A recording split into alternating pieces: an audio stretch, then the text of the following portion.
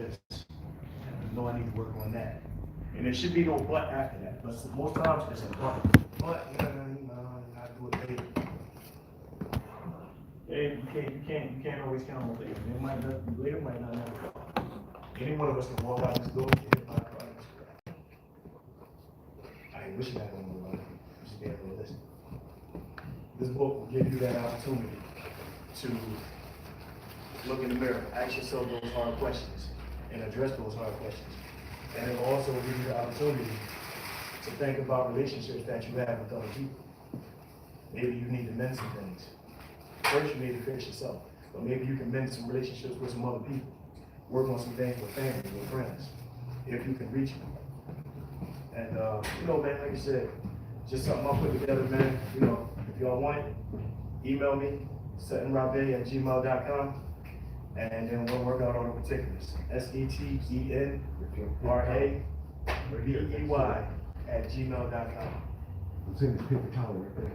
No, we got that out. Got that out. I can get you $5. So we're going to talk about this right here. Something that we all know and we all say, but I want to give you the science behind it. So I'm going to read to you a little bit out of this book.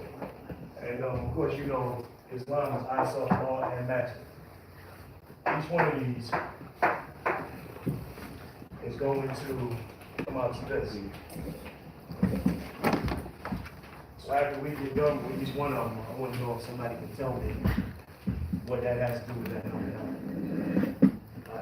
I said after. I said after. But yeah, so each one of these, you know what I'm saying? Because we know that this is that superior number. Yeah, that's the omega.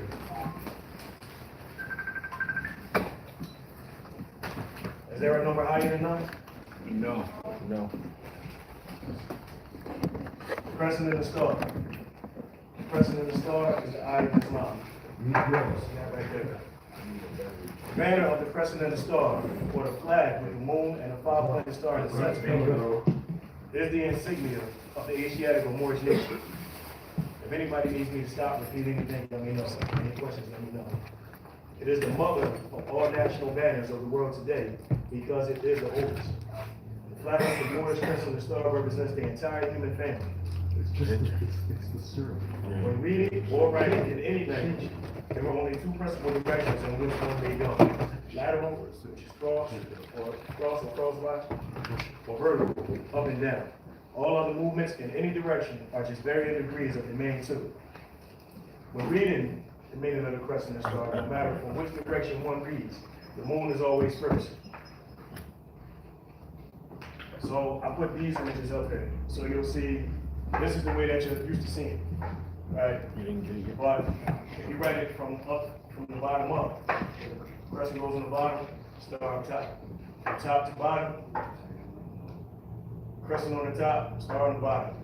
From left to right, crescent on the left, moon on the right. And from right to left, crescent on the right, and moon to the left.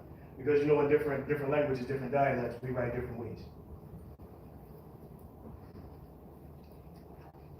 Moon is always first and reads in the following manner, just like I read. From left to right, moon and star. From right to left, moon and star. From top down, moon and star. From bottom up, moon and star.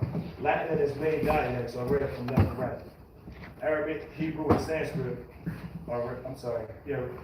Arabic, Hebrew, and Sanskrit are read from right to left. Japanese and Chinese are read from top down. Can y'all think of any other writings or any other language where we wrote that way?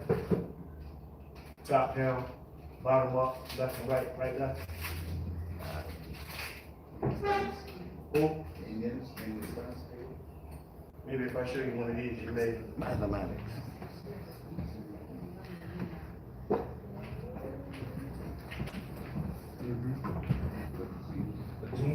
Chairs around the side of the globe.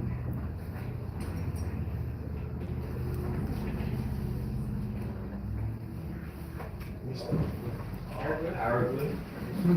Where you go? Chairs around the side. That's Greek. You ain't gonna catch me using Greek terms. Metanectar. So when we wrote in the Metanectar, We wrote from top to bottom. We wrote from bottom to top. We wrote from left to right. And we read left to right, left to right. All directions we wrote it. All directions we wrote it. A little while ago, we did a class. We did a class on the brain. And what I had people do was I actually had people write their name. Right to left, left to right, top to bottom, and bottom to top. What's up, everybody?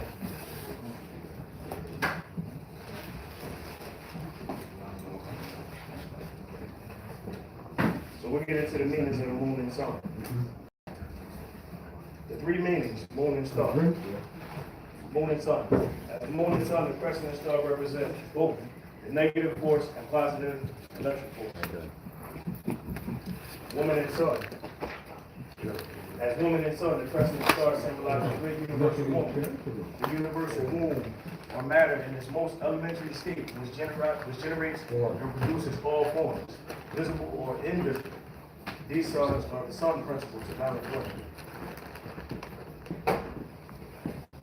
This will come up a little later in the reading.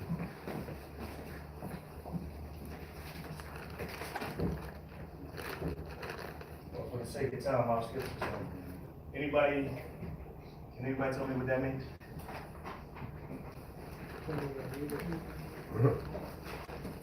What, a fatherless child? Fatherless child? As Abdullah Bey would say, in connotative terms, yes. Right? But we're talking more in science. Right? You're a mother, right? Or at least your son. Right? A mother can only have a son. We'll always be the sons of you. Right? So every man, every male principle that's on his planet will always be a mother's son. That means that we can never truly be a husband. We will always be a mother's son. So then we'll say we're widow's son because our mother actually never will have a husband. Because all sons are just that, mother's sons. Right? We're talking more science. We're not gonna deal with dogma. I was shocked, man. I've been over here a few times, but I had no idea there was a church next door. So this morning we pulled up, they was getting it. They was getting it, man. They was getting it. That's the first principle of Islam. Yeah, it's a lot of reading, and just because of time, I want to go all in, man, but we'll do it on another day. We'll just get to it. You know what? I can read school if I read a little bit, because I want to give y'all this. Well, you done wrote a book, of course you can read. To us. Thank you. The moon and crescent represents the woman, widow, or the feminine principle. In mythology, the moon is personified by the Greeks as the goddess. Luna is the Latin word for moon. The ancients associated fertility, growth, and decay with the lunation phases. The moon factor is the mediator between the past and present, accumulating the whole story of man's personal evolution within the fluids of brain and body. The moon establishes the central rhythm in the body and instinctive mind. As an ebb and flow of sensation and emotional experience, the moon is connected with the deepest associations of one's family and ancestors, especially the mother. Powerful mother and child relationships begin in the womb. Hence, the moon indicates the mother complex. Any cancers in there? No cancer? Right here. You an emotional guy?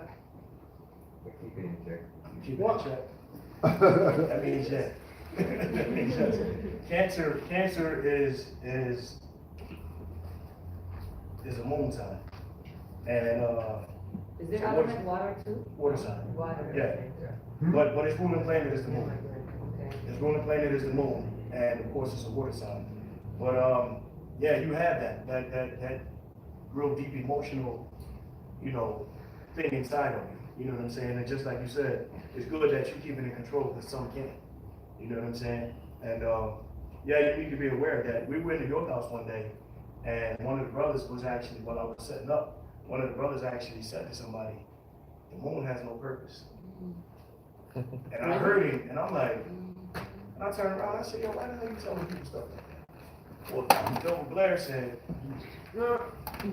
I'm not coming at Dr. Double Blair, but You I can't know be it's telling not by people, being told. listen, all you gotta do, like we right here in Toronto right now, go down to Lakeshore Drive on the full moon, right? In fact, all full moon phases, and stand in the same spot, and see how far the word comes up on all these different moon phases. And then you tell me that the moon has no purpose, right? On a full moon, you know what they say, people, they get a little, that's because the moon governs the waters. Your body is what, 75, 80% water? So that means when that full moon is out there, it's governing you too. So people might be doing crazy stuff and you wondering why you feeling some type of way. All of these different moon phases affect all of us. Not just the woman.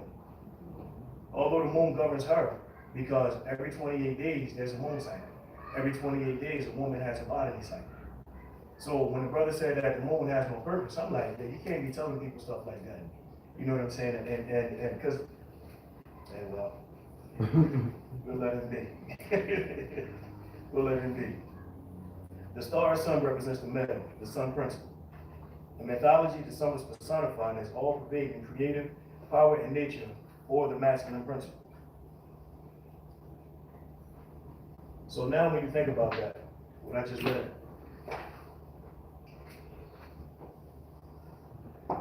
what's that symbol? Sorry. The sun, right? So now, in Kemet, we call the sun what? Ra. In Kemet, we looked at the sun as that all-powerful thing that we can't touch. We can see it, but we can't touch it. We can feel it, but we can't touch it. We know that when this thing is at its highest point of elevation, right? We don't even have to wait till then. We can go here, because that's when life comes back. Life returns in the spring, right? That was the closest thing that we had to God. So now you see why the sun was called Ra and why the Creator was called Ra. That was the only thing that we could personify as, you know what I'm saying, as giving us that kind of light, that kind of energy. Because when the sun is out, everything is live. If the sun goes down and it stays down, everything's going to die eventually. No vegetation is going to grow. You're going to die. Everything's going to die on this planet. So when it says right here, the star of the sun represents the male principle. Now you understand why they always say he when they're talking about the Creator, when they're talking about God. In reality, we should know that only a feminine principle can bring life. She is how we should refer to the Creator, or God, or whatever you want to call it. Only a feminine principle can bring life.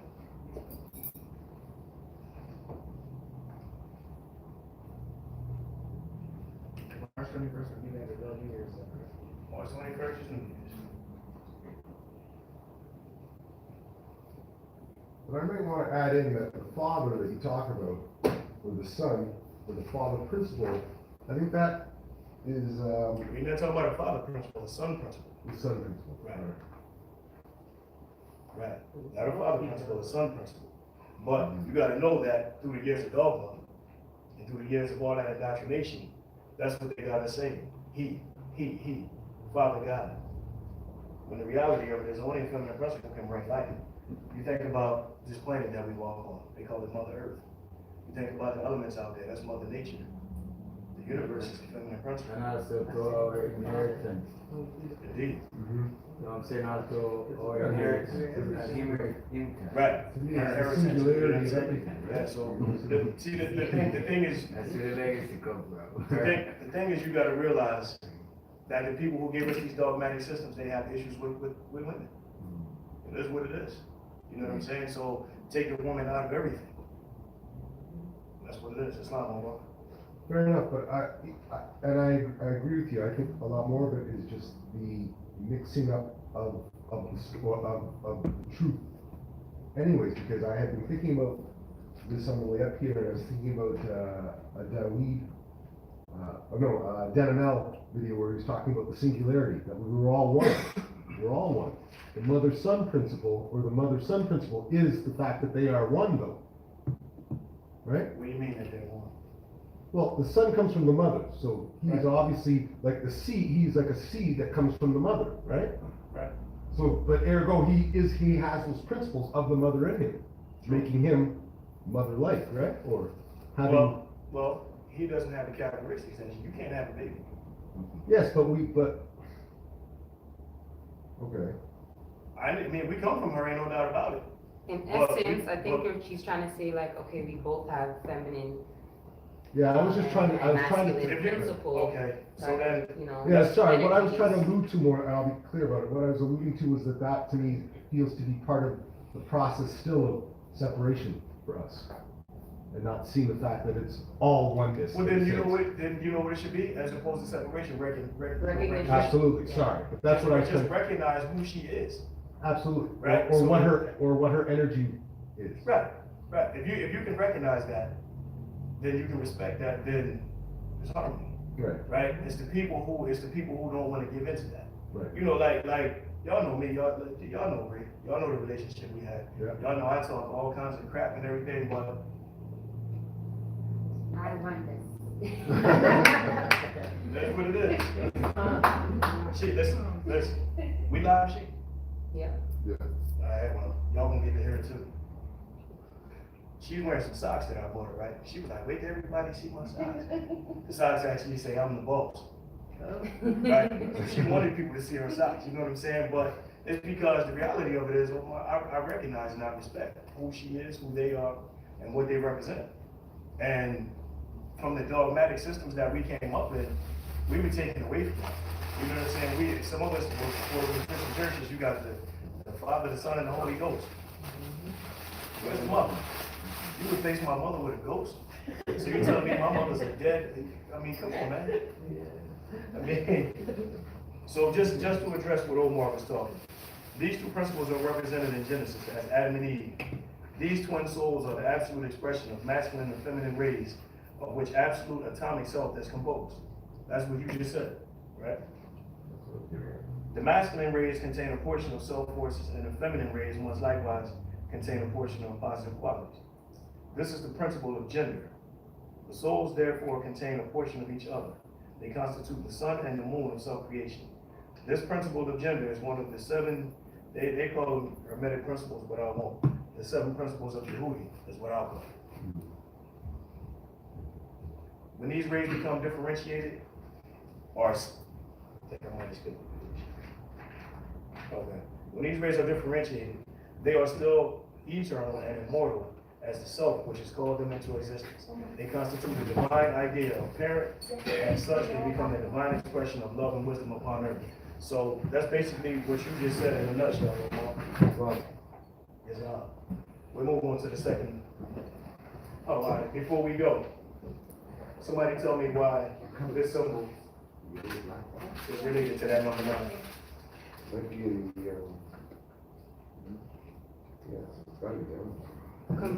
I know number 9 being the number of completion, and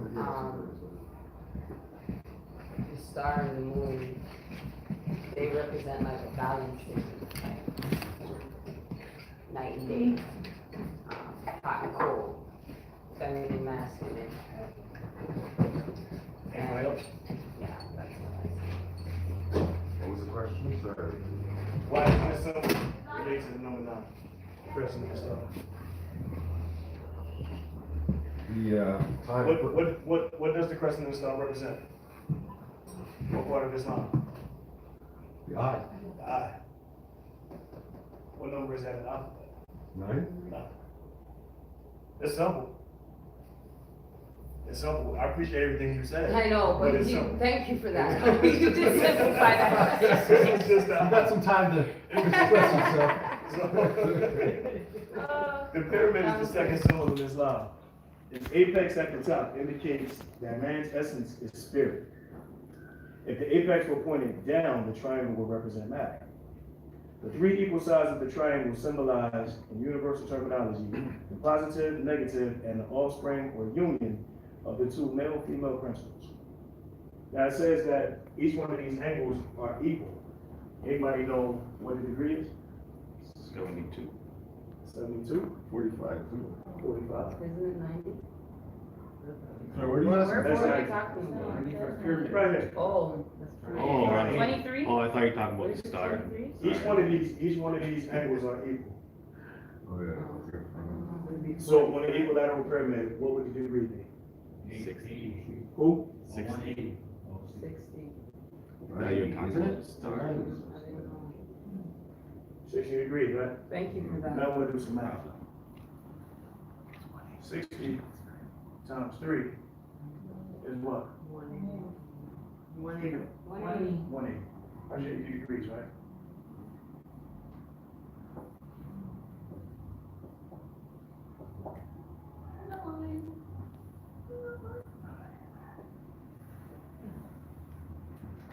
That's how the pyramid is.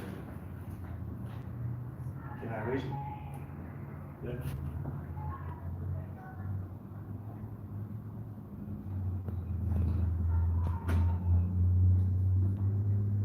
Let's talk about number 9 just for a quick second.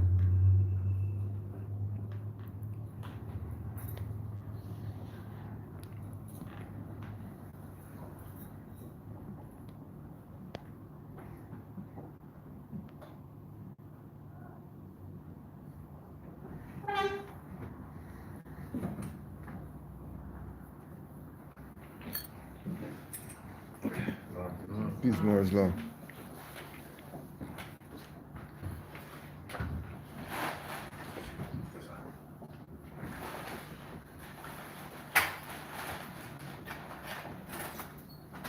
I can go on through the whole multiplication chart, and that's what we're gonna come up with. 9 times whatever is gonna equal the number. And then when you add those two numbers together, it's gonna always come back to 9. That's gotta be a master number. It even tells you that because of the 9 months of gestation, meaning what? The time that you're in your mother's stomach. Yeah, in the room. In the womb. That's the master number. 9 times whatever. 9 times 1 is 9. 9 times 2 is 18. 1 plus 8 equals 9. 9 times 3 is 27. 2 plus 7 equals 9. So on and so forth. All the way down through the multiplication chart. You can multiply as many numbers as you want by 9. It's going to always come back to 9. That's the master number. 9 is also known as what? Completion. And the omega. 1 will be alpha. That's your alpha and your omega. 1 and 9.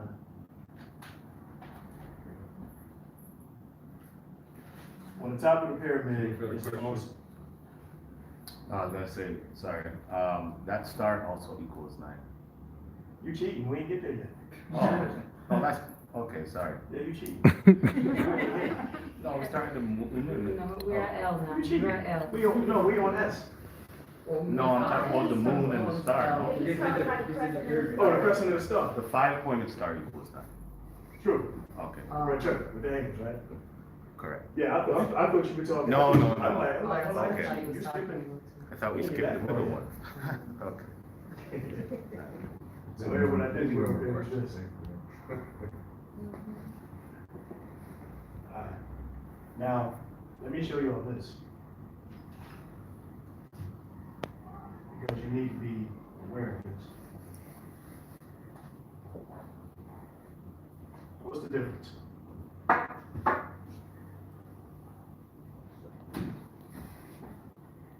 Capstone. Capstone. Let's read. The capstone is separate from the top of the pyramid, right? On the top of the pyramid is the all-seeing eye, which stands for the I and you. The glory or the light at the top of the pyramid symbolizes knowledge, wisdom, and light.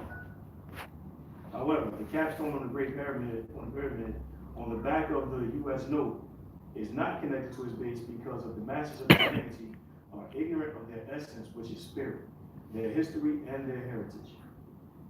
So now, with that being said, you have to be abundantly aware. You have to know that anytime you see this, and anytime you use this, that lets certain people know that you are not aware of who you are.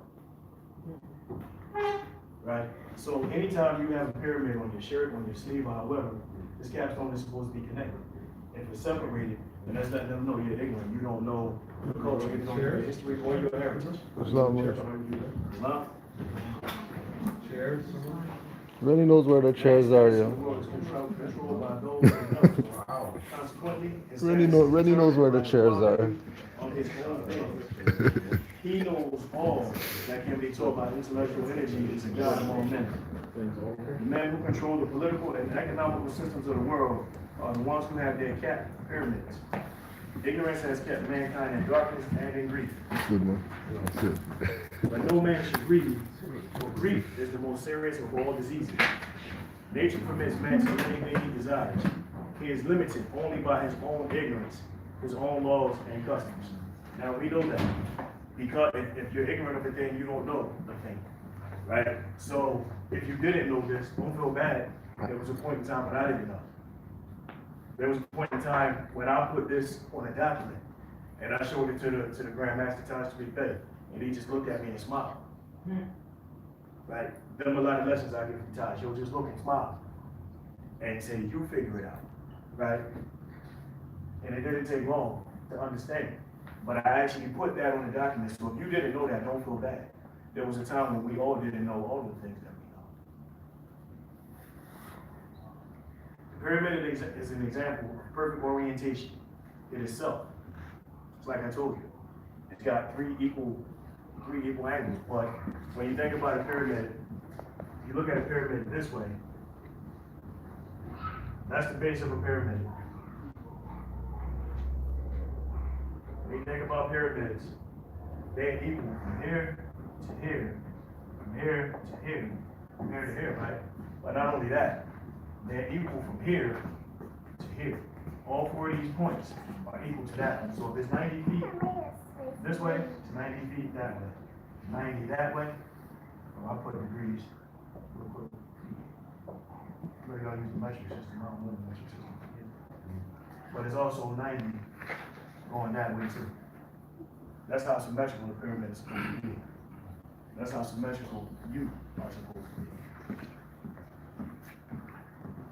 The pyramid is an example of perfect orientation in itself. The pyramid is also built upon a square, just as man is born on a square. The square base is a constant reminder that the house of wisdom is firmly founded upon nature and her immutable laws. Whose immutable laws? Her. The angle of the square are silence, profundity, intelligence, and truth. They also represent the extremities of heat and cold, south and north, light and darkness, east and west. When we talk about the elements,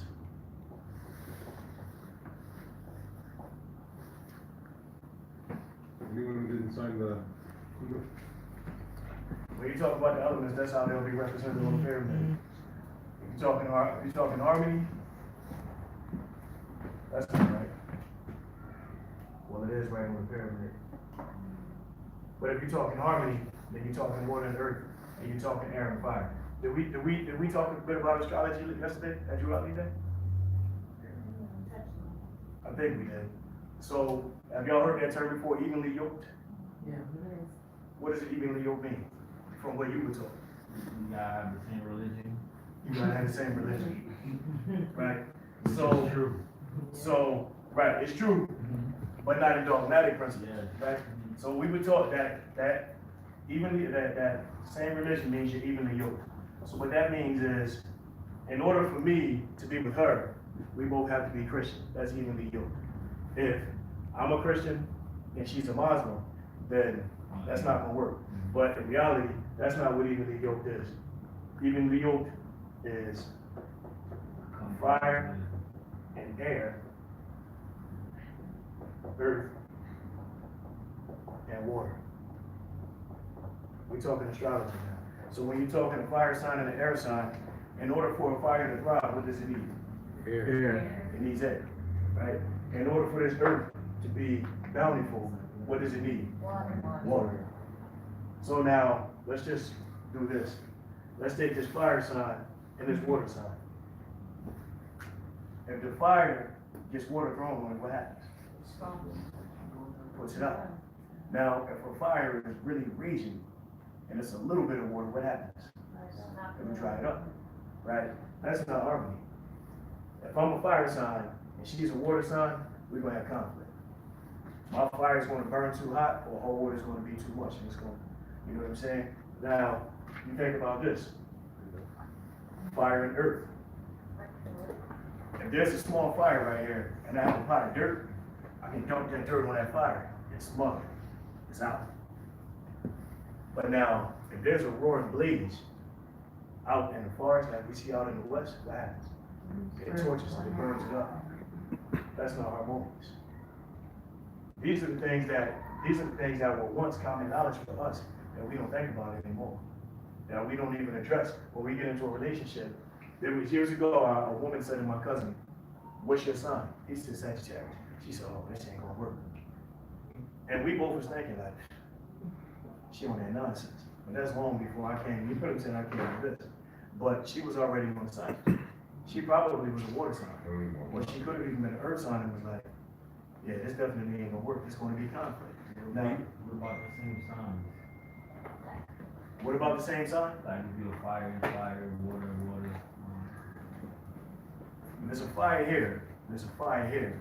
You put them together, what happens? Even better. It becomes a bigger fire. Now, which could be good, right? Because now you say like if this building catches fire, I hate to keep using stuff that we're in. Let's use the building across the street. If one apartment, if the building across the street catches on fire, and the one next to it catches on fire, then that can become a roaring blaze, right? Even though the fire gets along, it can become a roaring blaze. It can become a problem. You know what they say? Too much of one thing might not be a good thing, right? But now you think about it like this: you have a sun sign, a moon sign, and a rising sign. So if both of you are, say like Sagittarius and Aries are your sun signs, but you got a different rising than her and a different moon than her, then that means you may be able to find some harmony. But you know they say too much of a good thing. You know what I'm saying? It's always not good. I'm not saying it won't work. You know what I'm saying? Because you got all of them different qualities that you can look at. Looking at the rising sign and the moon sign. Right.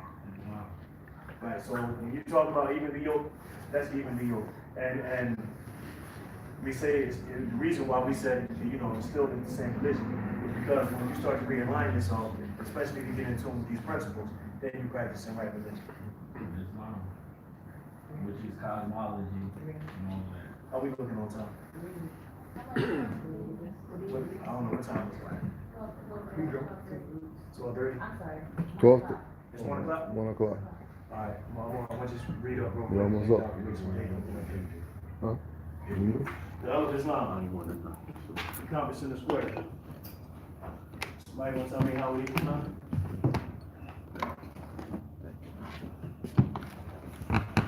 I'm listening. Can you repeat that? Somebody want to tell me how it equals a 9? What? Compass in the square. 245-degree angle. Right.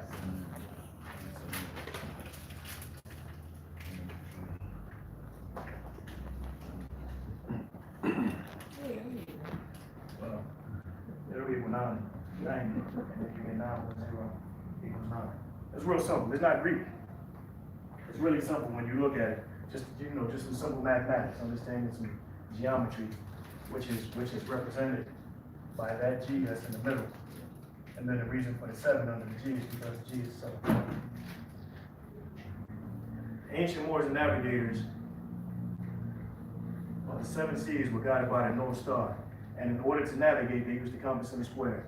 The compass has 32 points. 3 times 2 equals 5, number of life. The instrument was used in a way as a way of life for Moors. How many people know how to use compass? Nobody. We all learned in school. When you put down on the paper, you can Draw circles. So now, here's what I want y'all to do. Plus Here's what I want y'all to do. Correct. Here's what I want y'all to do. Go to the dollar store, or go, you know how to use compass? No, I mean, sorry. huh? No, I want to ask you something after you're done. Okay. Go That's ahead. what I want y'all to do. I use Get that. store, get y'all a little compass and start drawing some circles. That's what I do. I used to have to Yeah, we make. know you. Listen, we did it in grade school. Yeah. Listen, I watched a video called, Hidden Secrets in Plain Sight. This is a very, very long video. It's over 3 hours long. And it's broken up, I think it's broken up into like 22 or 23 parts, right? But I sat there and I rocked out and I watched it. And when I was a child, y'all remember yesterday I talked about getting back to things that you did when you were younger, right? When I was young, my dreams were to be an architect, right? I drew everything. And I watched this video, and man, when they started going through the sacred geometry, yo, I was itching. Man, I went and got the compass, I went and got rulers, I was just like a child. I'm in the house, I sat there. How long did it take me to do that geometry? Like a couple hours. Man, listen, I was gonna make that thing perfect. And I sat there, measured every angle, did everything, and just drew it out. It was fun for me. I'm not saying it's gonna be fun for you, but you know, that's what I done when I was a child, right? But just so you can begin to realign yourself, to practice your right religion, go get a compass, man. Go get the same tools that we talk about all the time. The same tools of the mind from the Circle 7. Go get a couple of them, man, and just use them. What was the name of the thing you said you watched? Video? Hidden Hidden Secrets in Plain Sight. Thank you. Yeah. The compass was an instrument used to draw circles. Man, I'm telling you, I was sitting there drawing flowers and life. I drew like 100 of them. I was. The compass was an instrument used to draw circles, and the two legs embodied the idea of male force meeting a female force at an angle. This angle is measured in different planes. The right hand of man is the executive or the positive. That's why we shape it. All right. So the right leg of the compass was taken to signify the positive force. The left hand of the man is receptive. That's why we're supposed to with our left hand. So the left leg of the compass was taken to represent the negative force. In ancient masonry, the union of zodiacal motion and declination was symbolized by the union of the compass and square. The square placed below is typical of purely physical union of the sexes. In astrology, the harmonious aspect of each constitutes a portion of the square or angle of 90 degrees. That being a semi-square, a square, a sesqui square, a double square, or an opposition. And the right angle has been used from time to time to symbolize as a symbol of discord and strife. So that's just a bit of astrology. If you get your astrological chart, it's going to be a wheel. But let's just say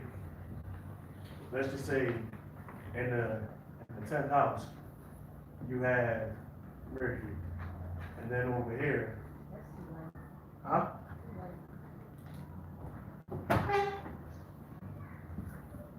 She always trying to tell me what to do. Just took it with the brain. Who said that? Okay. She always trying to tell me what to do. So here in the 10th house, let's see you got Mercury. Oh. And over here, in Libra. Let's just say you got Libra. That creates a That's not more chase. What up, bro? You want to see strife, you want to see possible hard times, you want to see. Go downstairs. All the youths are downstairs. So, No, there isn't. Okay. So you need to go downstairs. Don't worry. More as well on. then you can mentally prepare yourself to deal with whatever that square is going to represent.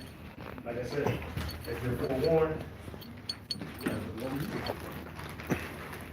you're forearmed.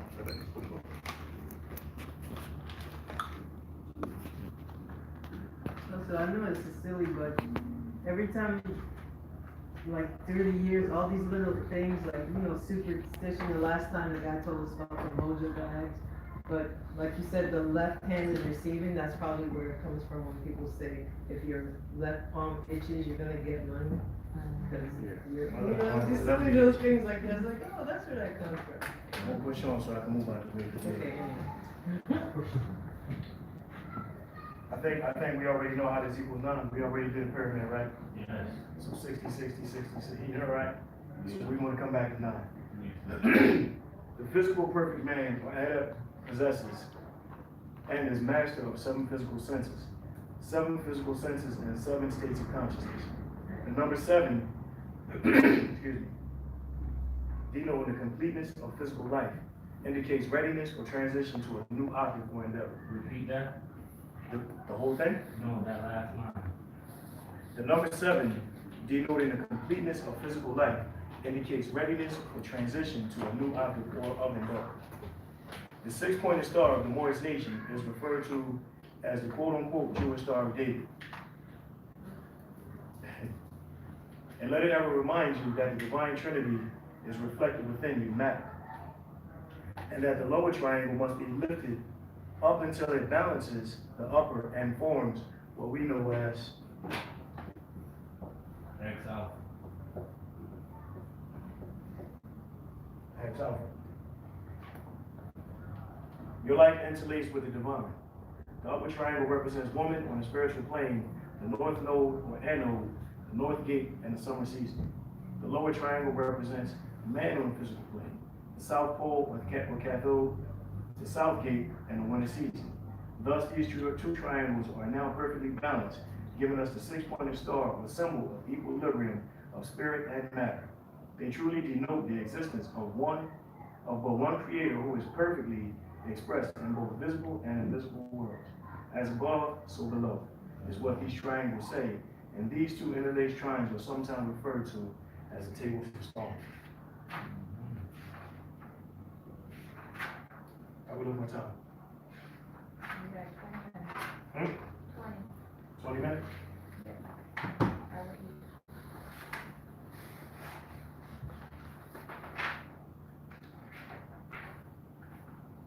Somebody tell me how that equals 9. You add up all the threes? Add up all the threes? Well, not all the threes in one section. Let's deal with him first. All the threes in one section? Okay. So that equals 9. That equals 9. That equals 9. Okay. How else? The whole thing is 360 degrees, 360. Okay. Huh? 6 plus 3 is 9? From here? Or from somewhere else? From where? From here? Okay. How else?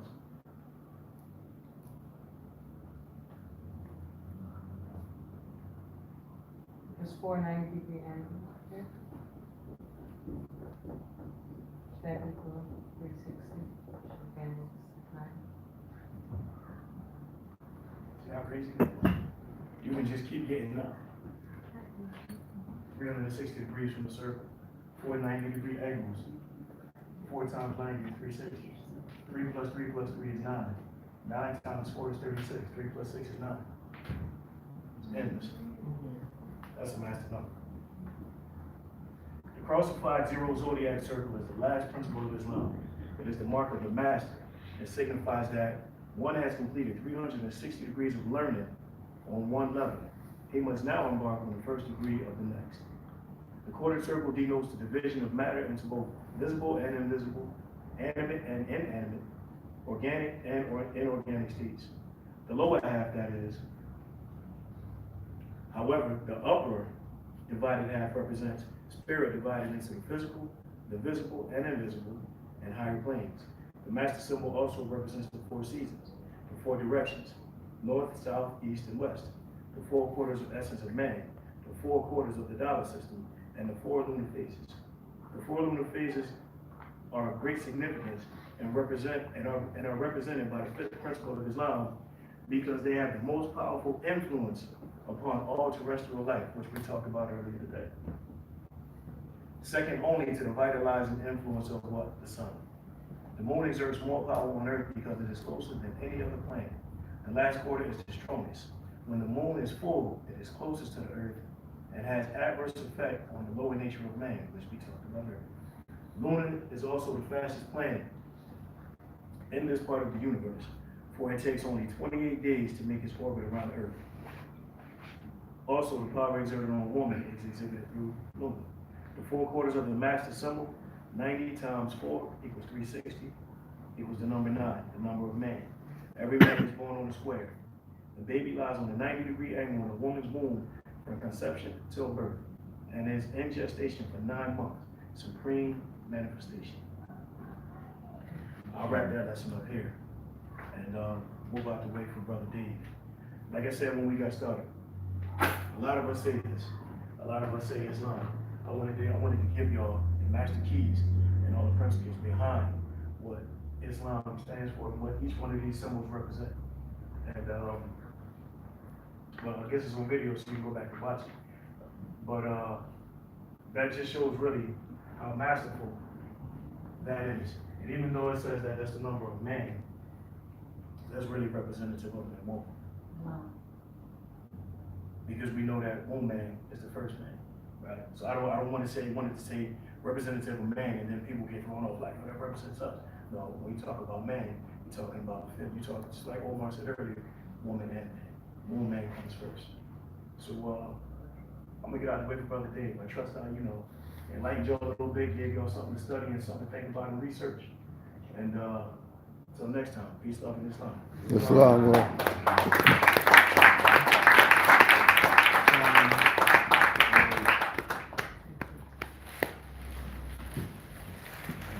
Hey, it's Roots K. It's Roots K right there. Yeah, it's Roots K.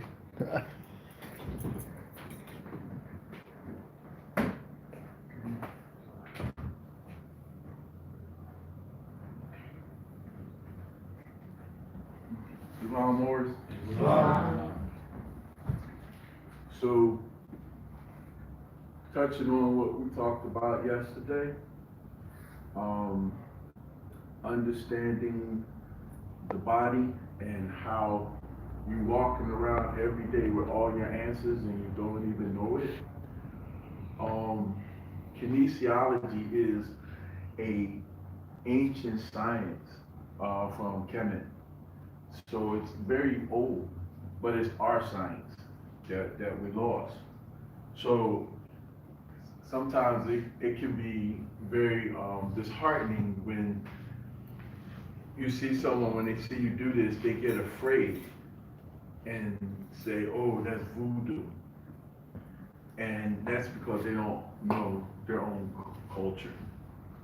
But this information, understanding that we're electrical, this information is important for our survival. Because how do you really know you have something that somebody's telling you have if you have no way to validate it? You understand what I'm saying?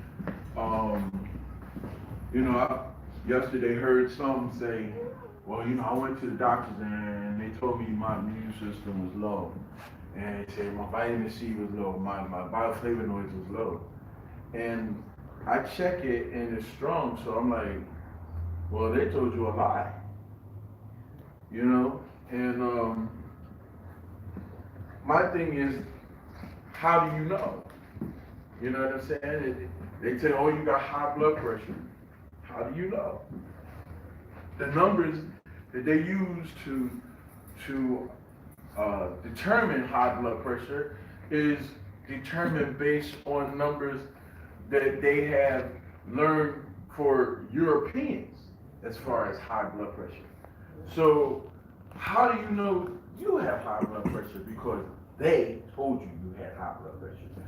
And sometimes you hear us say, well, I felt fine, I didn't feel strange or out of order. So, they tell me my pressure's up, and then you get on this medication. And it's like, okay, you're taking this medication because somebody told you had high blood pressure. But there's actual energy point that can determine whether or not your pressure is out of balance, whether it's low or whether it's high. And the pressure point is right here at the top of your skull, okay? And there's an energy point there that if you understood the science of kinesiology, that you could actually test to see if what they're saying is valid.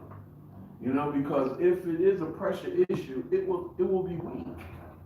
You know what I'm saying? So you have a way of determining that. If they tell you, well, you know, your kidneys. We find problems with your kidneys. You know, how do you know that that's valid? You have a way of checking that. You can actually check your kidneys through kinesiology to see if the energy is weak or strong. Quick question. Yes. Balding in any part of the head, does that now indicate like something going wrong in the body also? Like with the blood pressure? With your hair coming out? Yes. I mean, it could indicate a deficiency in certain minerals, yes. Certain minerals and vitamin deficiencies can cause the hair to come out. Like biotin.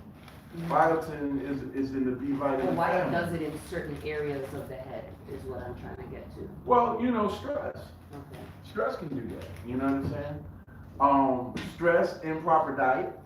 So if the diet is improper, you know, it could cause your hair to fall out because you might be lacking in, say, minerals like silica, lacking in biotin.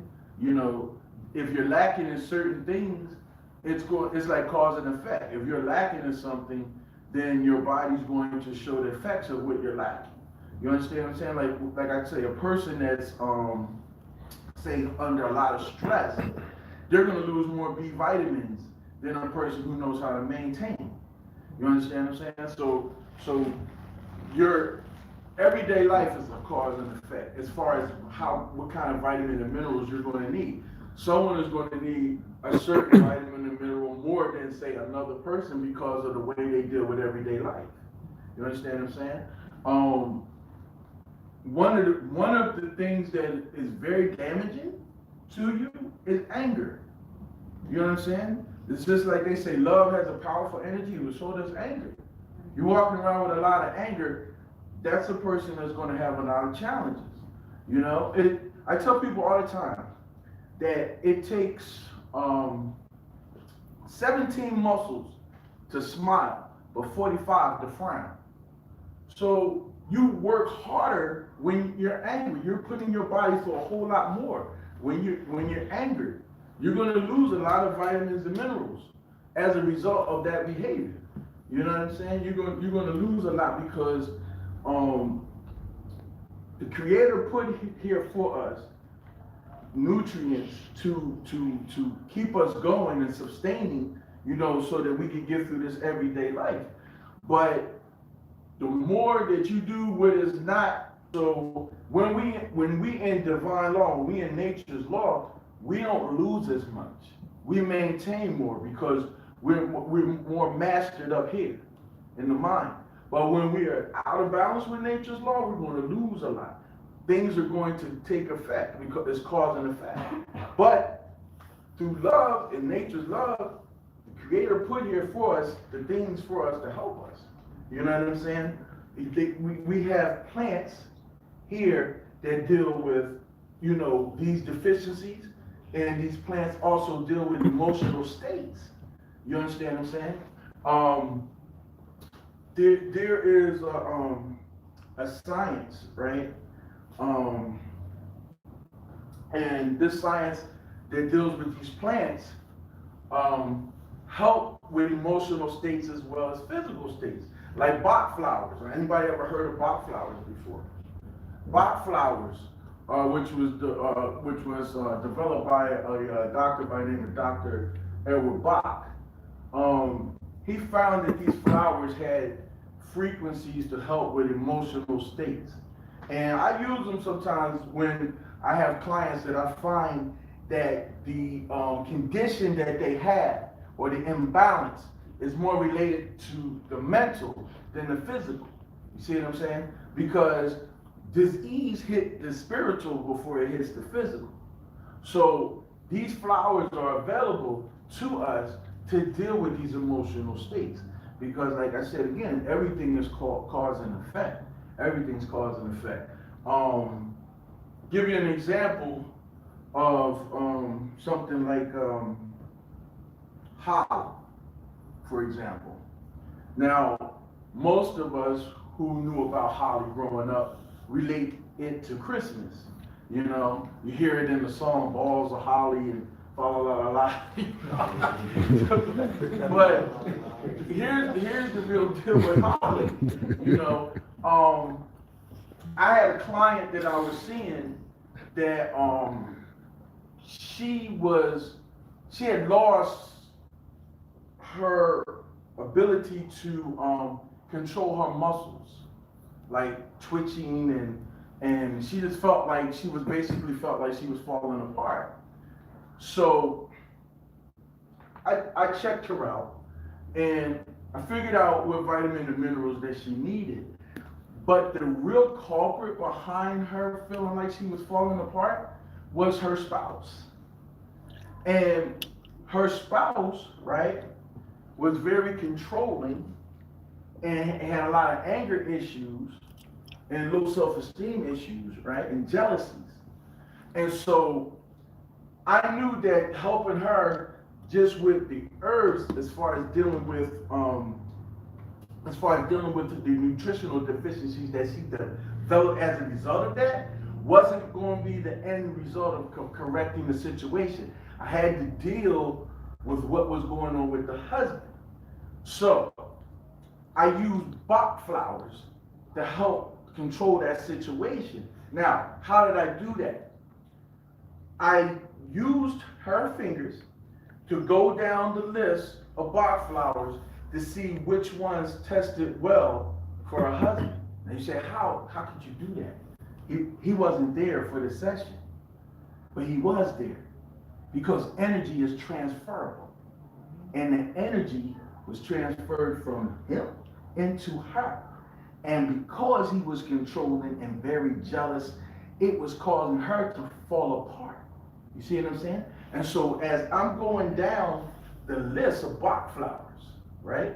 When I got to holly, which is the reason why I brought this up, when I got to holly, it was very strong, okay? And at that very exact time, this is a true story, that when I had her touch holly, her phone rang, and it was her husband. And when she picked up the phone, he was screaming and hollering at the top of his lungs, "Why are you still at the doctor's office? No doctor's appointment takes this long.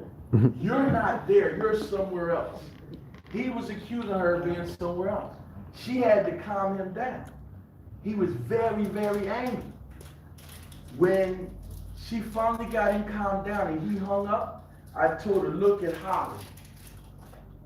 Said, "This is for people who are controlling, verbally, physically abusive." I said, "We have to deal with that frequency. Okay, we have to deal with that frequency. And the plants are here for us to deal with those frequencies." That was the point of the lecture yesterday, saying the mineral connection between man and plant, because the plants are the answer. Because not only do they heal us physically, but they also heal us mentally and spiritually when we know what they're there for. Okay? He needed that holly to control his anger and his jealousy. Okay? Because it was a vibration that was not good. You know, and so she got the holly, she got the Bach flower, and she gave it to him, and he eventually came around. You know, but we got to realize that this is what the Creator put here for us. We have to understand that these things are here for us to help us. You know, when I was in school in Trinity, there was a student there that was talking about her divorce. And she lived in Cincinnati. She was talking about her divorce. And she was like, you know, it was a lot for her to maintain her family after the split between her and her husband, you know, raising her children, and one of her children was autistic, but she said she was able to, you know, make it and pull through. And we was doing, in this particular week, a study on plants and emotional states. And she said, "Well, you know, I have hawthorn berries growing in front of my house, and the berries fall on my car." And she said, "But now that I know it's an herb, I have, you know, more respect for it, because I used to think that it was a mess." And she said, "I have pine trees all around my house." So I had to explain to her how the Creator was with her through that trial of that, that troubled relationship that resulted in a divorce. I said, because the vibration was there, you was in the right place and right energy, because hawthorn berries, right? Hawthorn berries deal with love, and hawthorn berries deal with the emotional state of a broken heart. So we know that when a relationship is severed, that someone usually ends up with a broken heart as a result of that. Well, the hawthorn berries was there for her to help mend her heart, but she didn't know what it was because she didn't recognize it. We're disconnected from nature, you see what I'm saying? So the hawthorn berries was there to help mend the broken heart. So the Creator was with her the whole time. You see what I'm saying? And then pine needles, right? The people don't understand the emotional vibration of pine deals with those who feel the burden of others' mistakes. You see what I'm saying?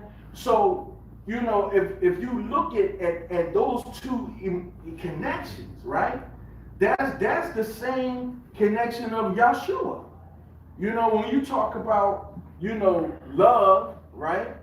Ultimate love, and then you have the pine tree, the one who accepts the blame for others' mistakes, which is accepting blame for sin. So right in front of her, she had the very things to help her through that trial, okay? And she didn't realize that vibration was helping her, because we lost our understanding of the connection and the vibration of the plants, okay?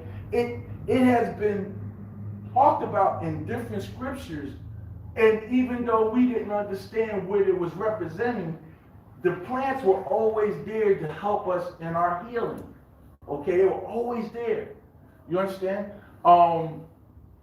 When they talk about the Christ situation where he's in the Garden of Gethsemane and he's coming to this decision that he knows that he's going to be sacrificed. He's dealing with it mentally. Olive trees is in the garden.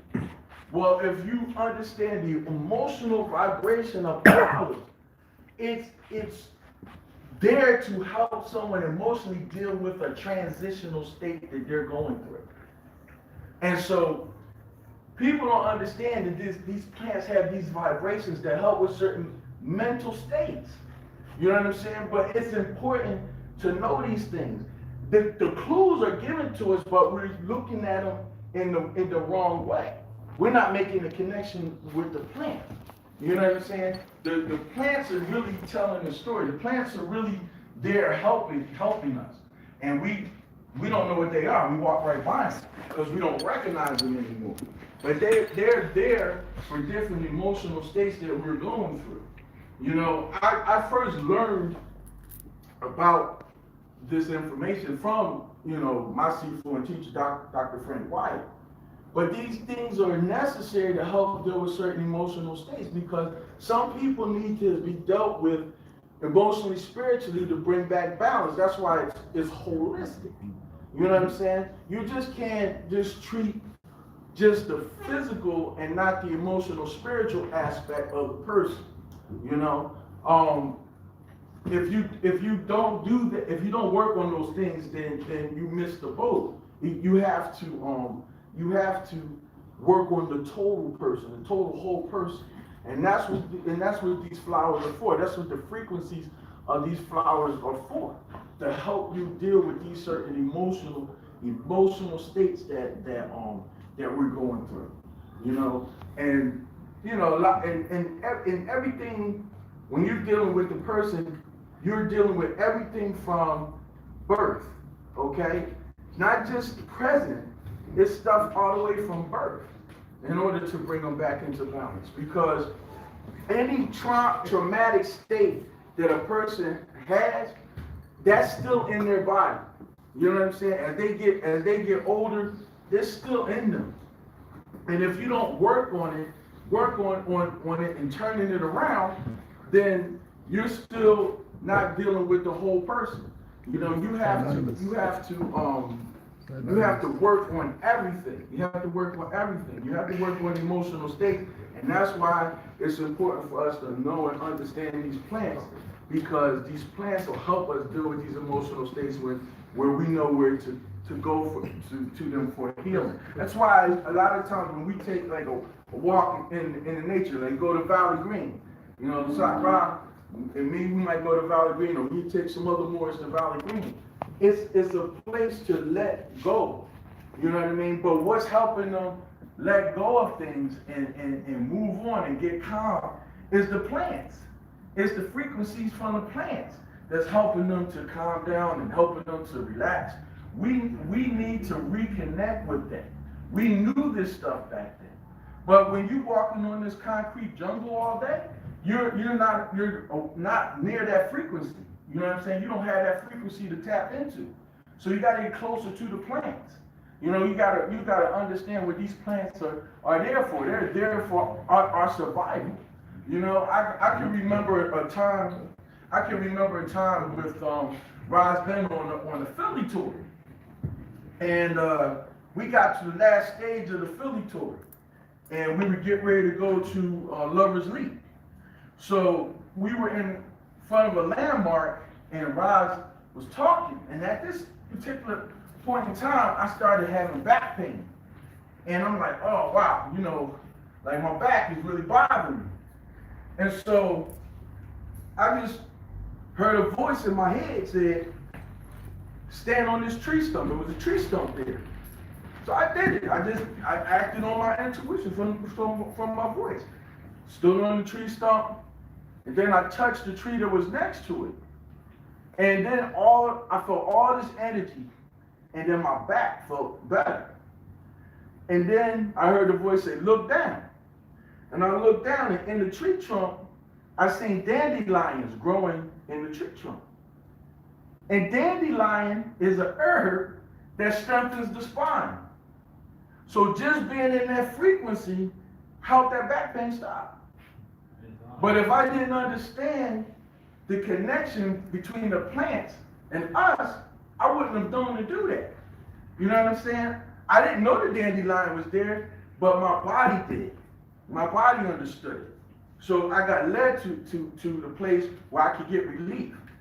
Well, it's hard for us to be in tune out here in this concrete jungle that if we have some kind of ailment, a lot of times we can't touch no bricks and get that feeling. You know what I'm saying?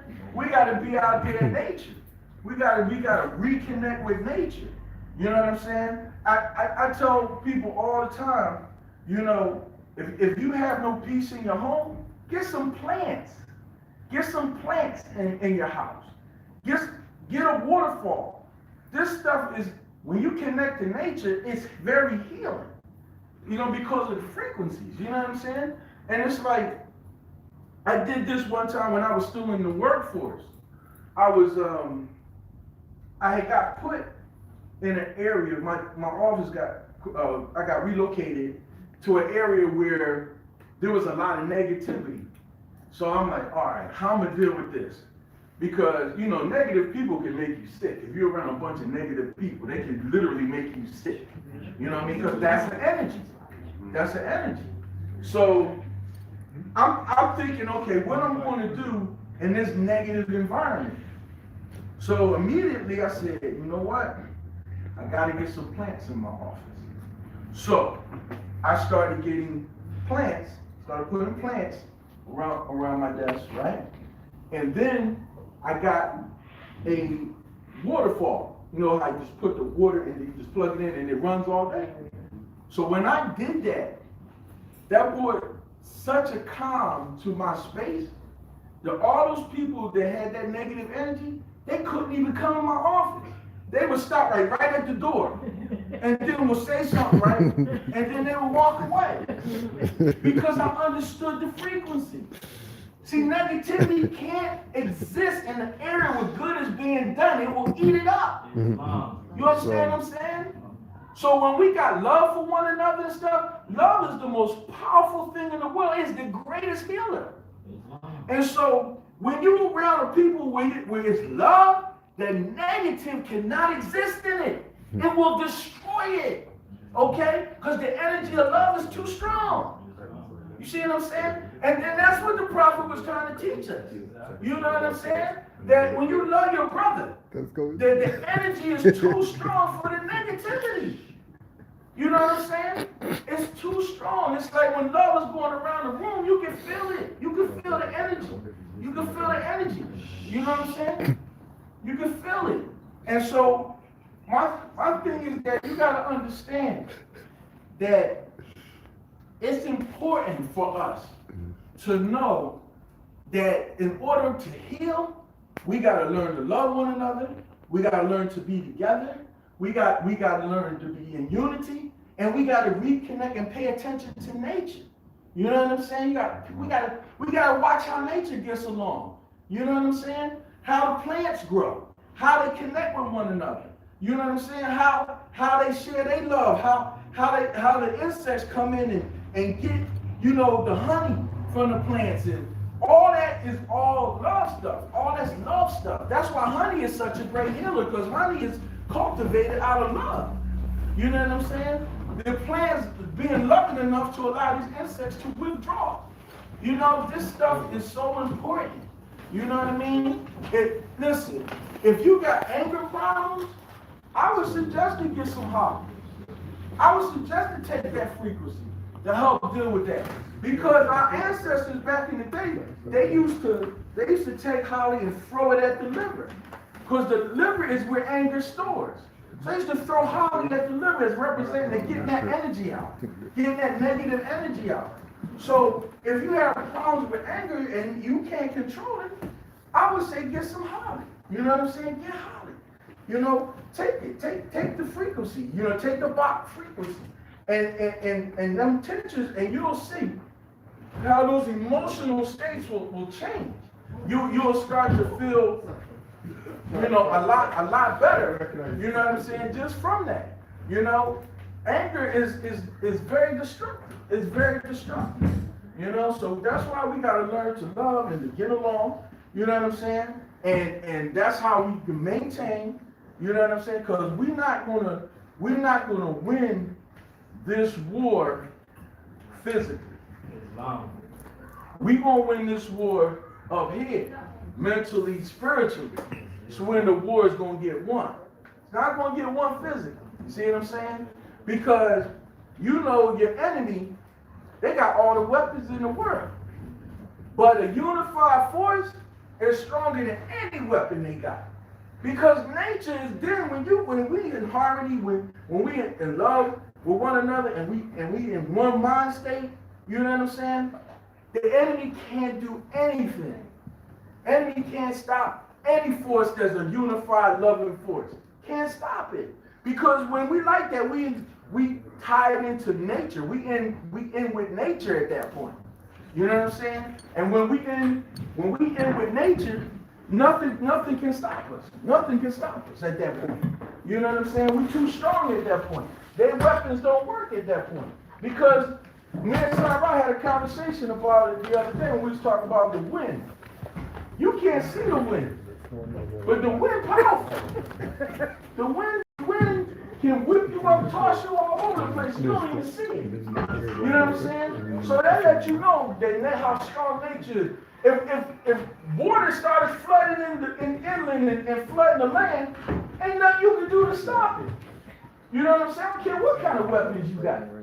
You know what I'm saying? But nature only works in according to the right forces. You know what I mean? The right positive love forces is what we need. It will help us heal better. We won't be sick like that anymore. You know what I'm saying? And we can come up against anything at that point. You know, so my thing is, I know that I was talking about the blueprint, but, you know, energy moves you in a certain way. You know, so I wanted to touch on that because we always got to go back to that. We always got to think about that first. Why are we getting sick? You know, why are we having all these problems? Why are we craving certain things in life? You know what I mean? As far as like food, different foods and stuff. Because of these emotional states. So my thing is we got to deal with up here You know what I'm saying? So that the rest of the temple will be fine. We got to deal with the head. You know what I'm saying? So, you know, I had to say that because that was just on my spirit. You know what I'm saying? Now, going back to the blueprint, you know, because we gotta leave soon, so I'm outside. I'm like kind of like trying to monitor the time. But you know, if somebody wanted to come up, I can point out some things and show you how this thing works. And you know, bro, thank you. You're getting worried there, weren't you? Nah, not worried. It's fine. What's your name, brother? Kyrie? Kyrie? Okay. All right, so brother Kyrie's up here. All right, so I'm going to show how the blueprint works as far as figuring out things. What I want to do first is I want to establish polarity with him so he can feel this energy. All right, so Kyrie, put your arm up for me, like this. All right. This is the kinesiology that I was telling you about. That's ancient science. So take this hand, right? Put it flat against your forehead this way. That's negative energy. Flip it this way. That's positive energy, okay? So we're going to see what kind of imbalances Brother Kyrie has. We're not naming diseases because we don't believe in diseases. Diseases, keep in mind, disease justify medicine. I cannot give you a drug unless I name a disease. That's them taking power over you. My job is to empower you, not take power over you. Okay?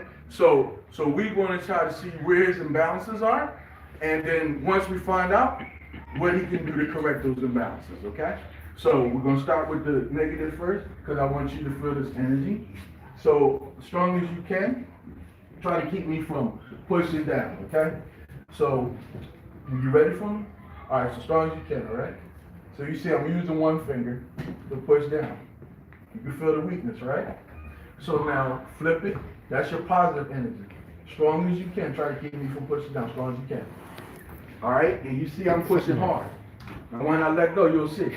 See how his arms are shot up? You felt that, right? Because we're electrical. That's the understanding that we got to have, that we're electrical beings. Now you can rest that, and you can rest your arm. I just wanted you to feel what I'm about to do when I'm doing with my hand. So I'm going to check Brother Kyrie out to see if there's any imbalances. So the first thing I'm going to check is up here, is pineal gland, and check to see, this is also the center to check for not only blood pressure, but to see if a person needs to get more rest. So I'll check here. All right, I feel weakness. Now, that weakness is letting me know he's not getting enough rest. How are you when it comes to sleeping? I'm asking you. Okay, so you're not sleeping well. Okay, now, I'm gonna go here, check, this is a stress point.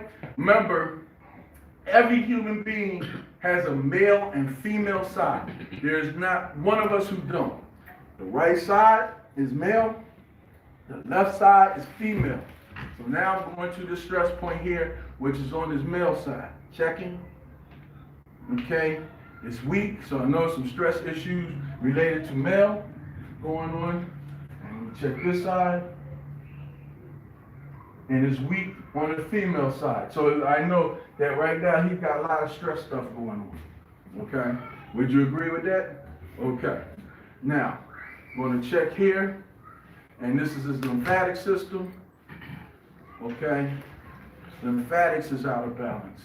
Okay, when the lymphatic system is out of balance, it's telling me that is the exercising is off. You know what I mean? Not getting enough of it. Because when you're moving and exercising properly, lymphatics will be in balance. So there's an imbalance with lymphatics, so I know the exercise is off. Am I correct or incorrect? Okay.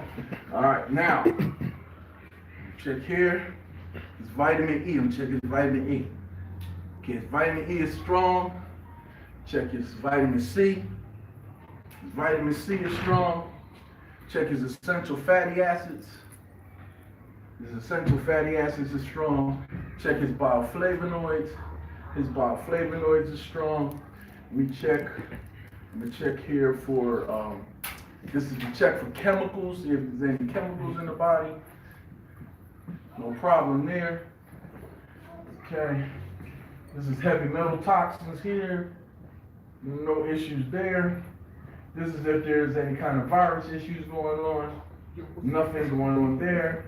This is also a touch point for viral. No issues there. Okay, I wanted to check and see if there's any allergies going on. This is the tip of his lip is for food. I pick up no issues. The point of the pinch of his nose is respiratory.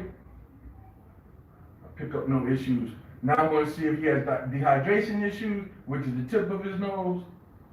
And I'm getting weakness. How much water you had today? Okay, there you go. All right, so now I'm going here and check the liver.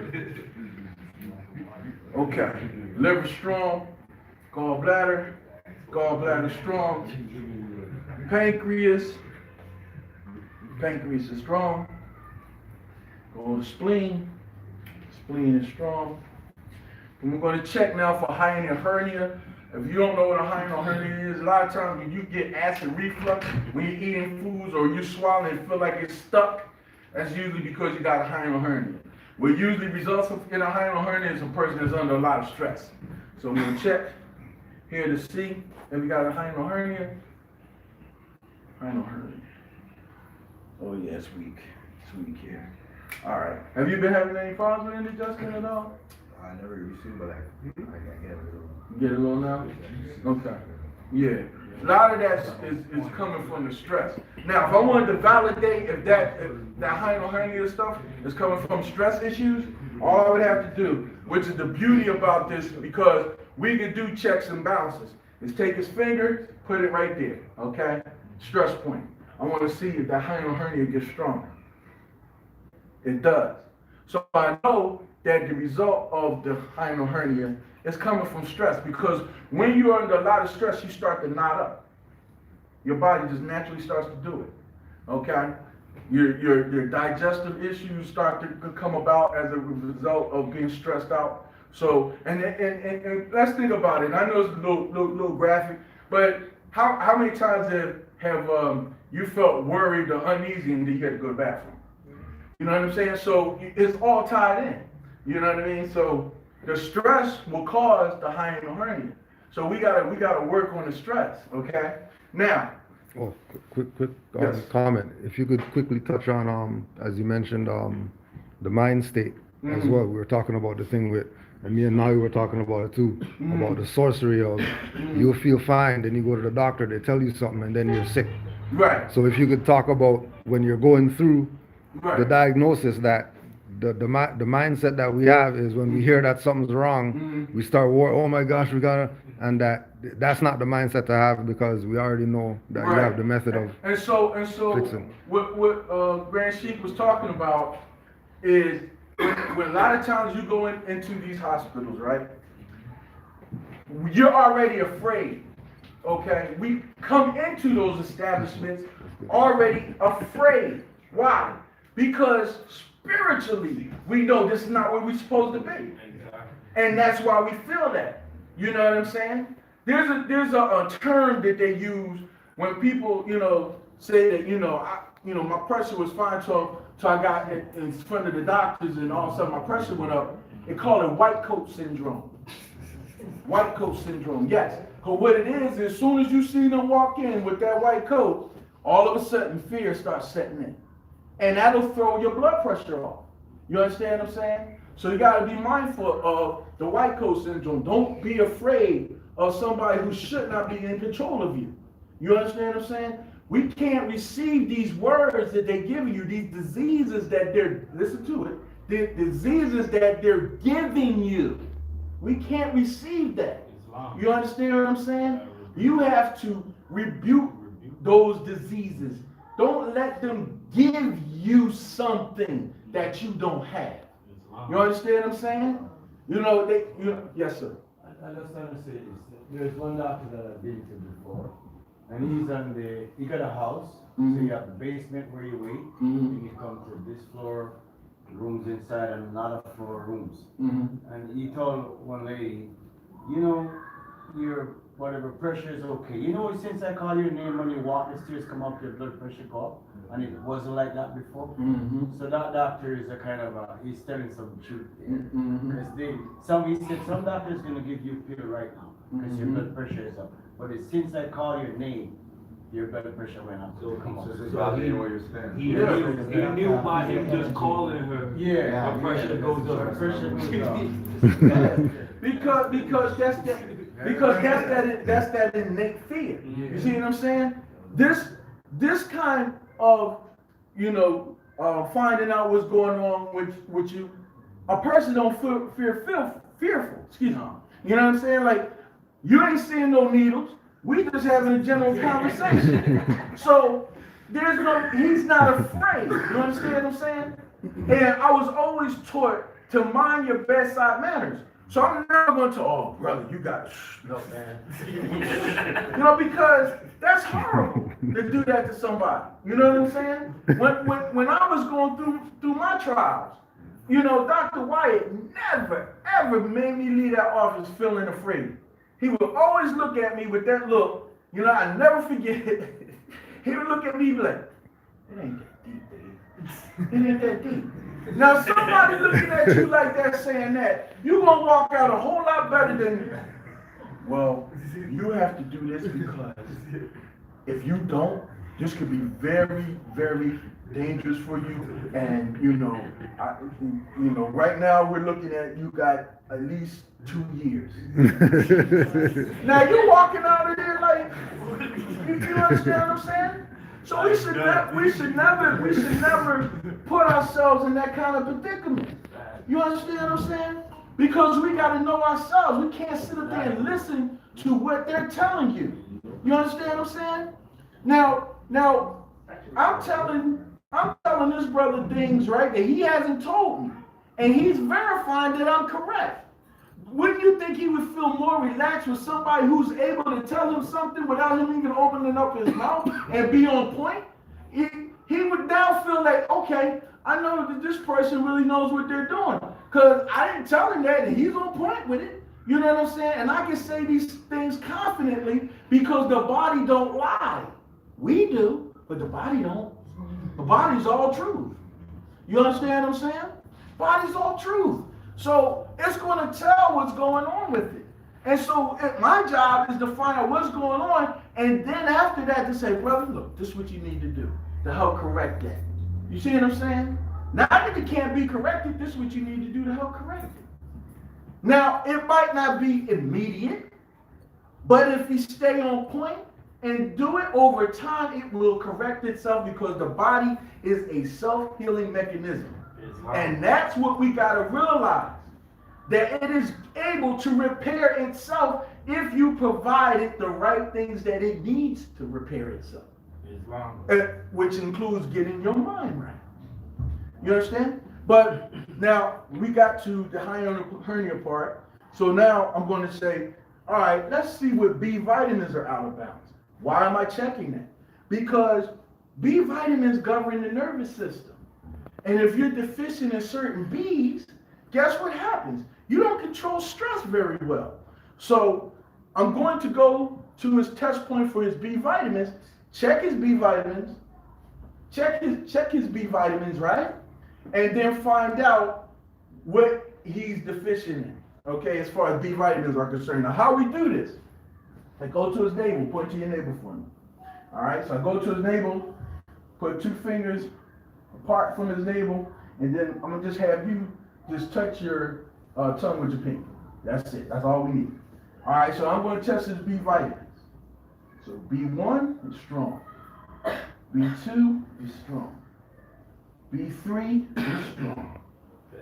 B5 is weak. Okay. So B5 is weak. Now, what is that telling me?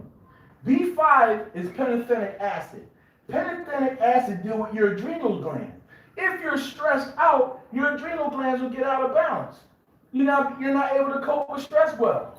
So him being deficient in pantothenic acid will also be the reason why he's stressed. This stress up here is out of balance. He can't control it because he needs the B vitamins to help deal with the stress. You know what I'm saying? In other words, when you stress, if you don't give it the proper nutrition to correct it, you can't correct it. But if you give it the proper nutrition, you can.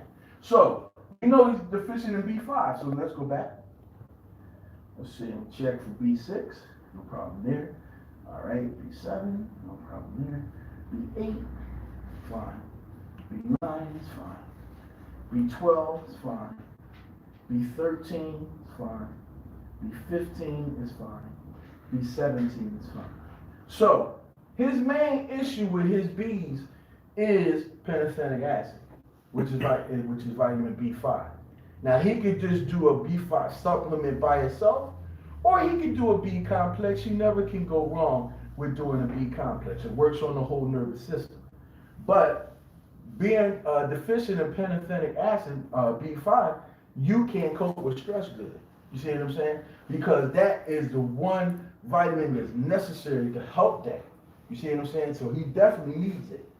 Yes? Where does it naturally occur? So, B5, I would say you would have to get it in a supplement form.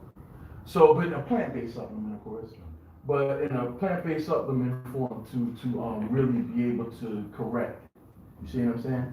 Or, like I said, you could get a B complex, which covers all your Bs, and you can do that, and that'll help as well. Okay? Because you can never go wrong covering all your Bs. But if you just did the pantothenic acid by itself, B5, you can still do that and still get the results. Yes, because that's where you're the most deficient in B5. Okay? Now, What vegetable or fruit? Yeah, That's what he asked. right, but what I'm saying is sometimes you can't get it in a vegetable or fruit to the point where it's enough. Okay. You see what I'm You saying? don't eat it enough. Right. So you most of the time you're going to need a supplement, but a plant-based supplement. It's going to be derived from plants, but it's more highly concentrated, so your body's able to receive it more and correct it faster.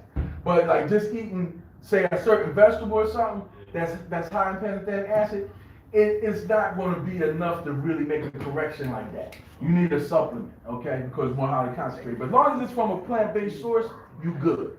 You know what I'm saying? As long as it's from a plant-based source, you know. Now the super mineral balancer that I have, that helps to deal with moods also. You understand what I'm saying? But I'm always recommend to someone something that I know that's going to be effective fast. You know what I mean? So it could be something like the pantothenic acid that I suggested. It could be something like I don't know if you ever heard of it. It's a B vitamin supplement called Nutritional, you know, or Chinese medicine got one called Stress Relief, which the herbs in it are comprised of the B vitamins. You know what I'm saying? But they work a lot faster than, say, you went and got something that is high in pantothenic acid and just ate it. You know what I'm saying? It would be better to do the supplement. But always keep in mind that the supplement should be from a plant-based source, not some chemical source, man-made, genetically modified, you know, stuff. All right? Now we talk about, because I know for the sake of time, if we wanted to talk about validation for this, to see that, like, if that was going to help the nervous system. So what I would do, right, is I would have him, right, touch that area, right? Go to this area here, right? All right. Now,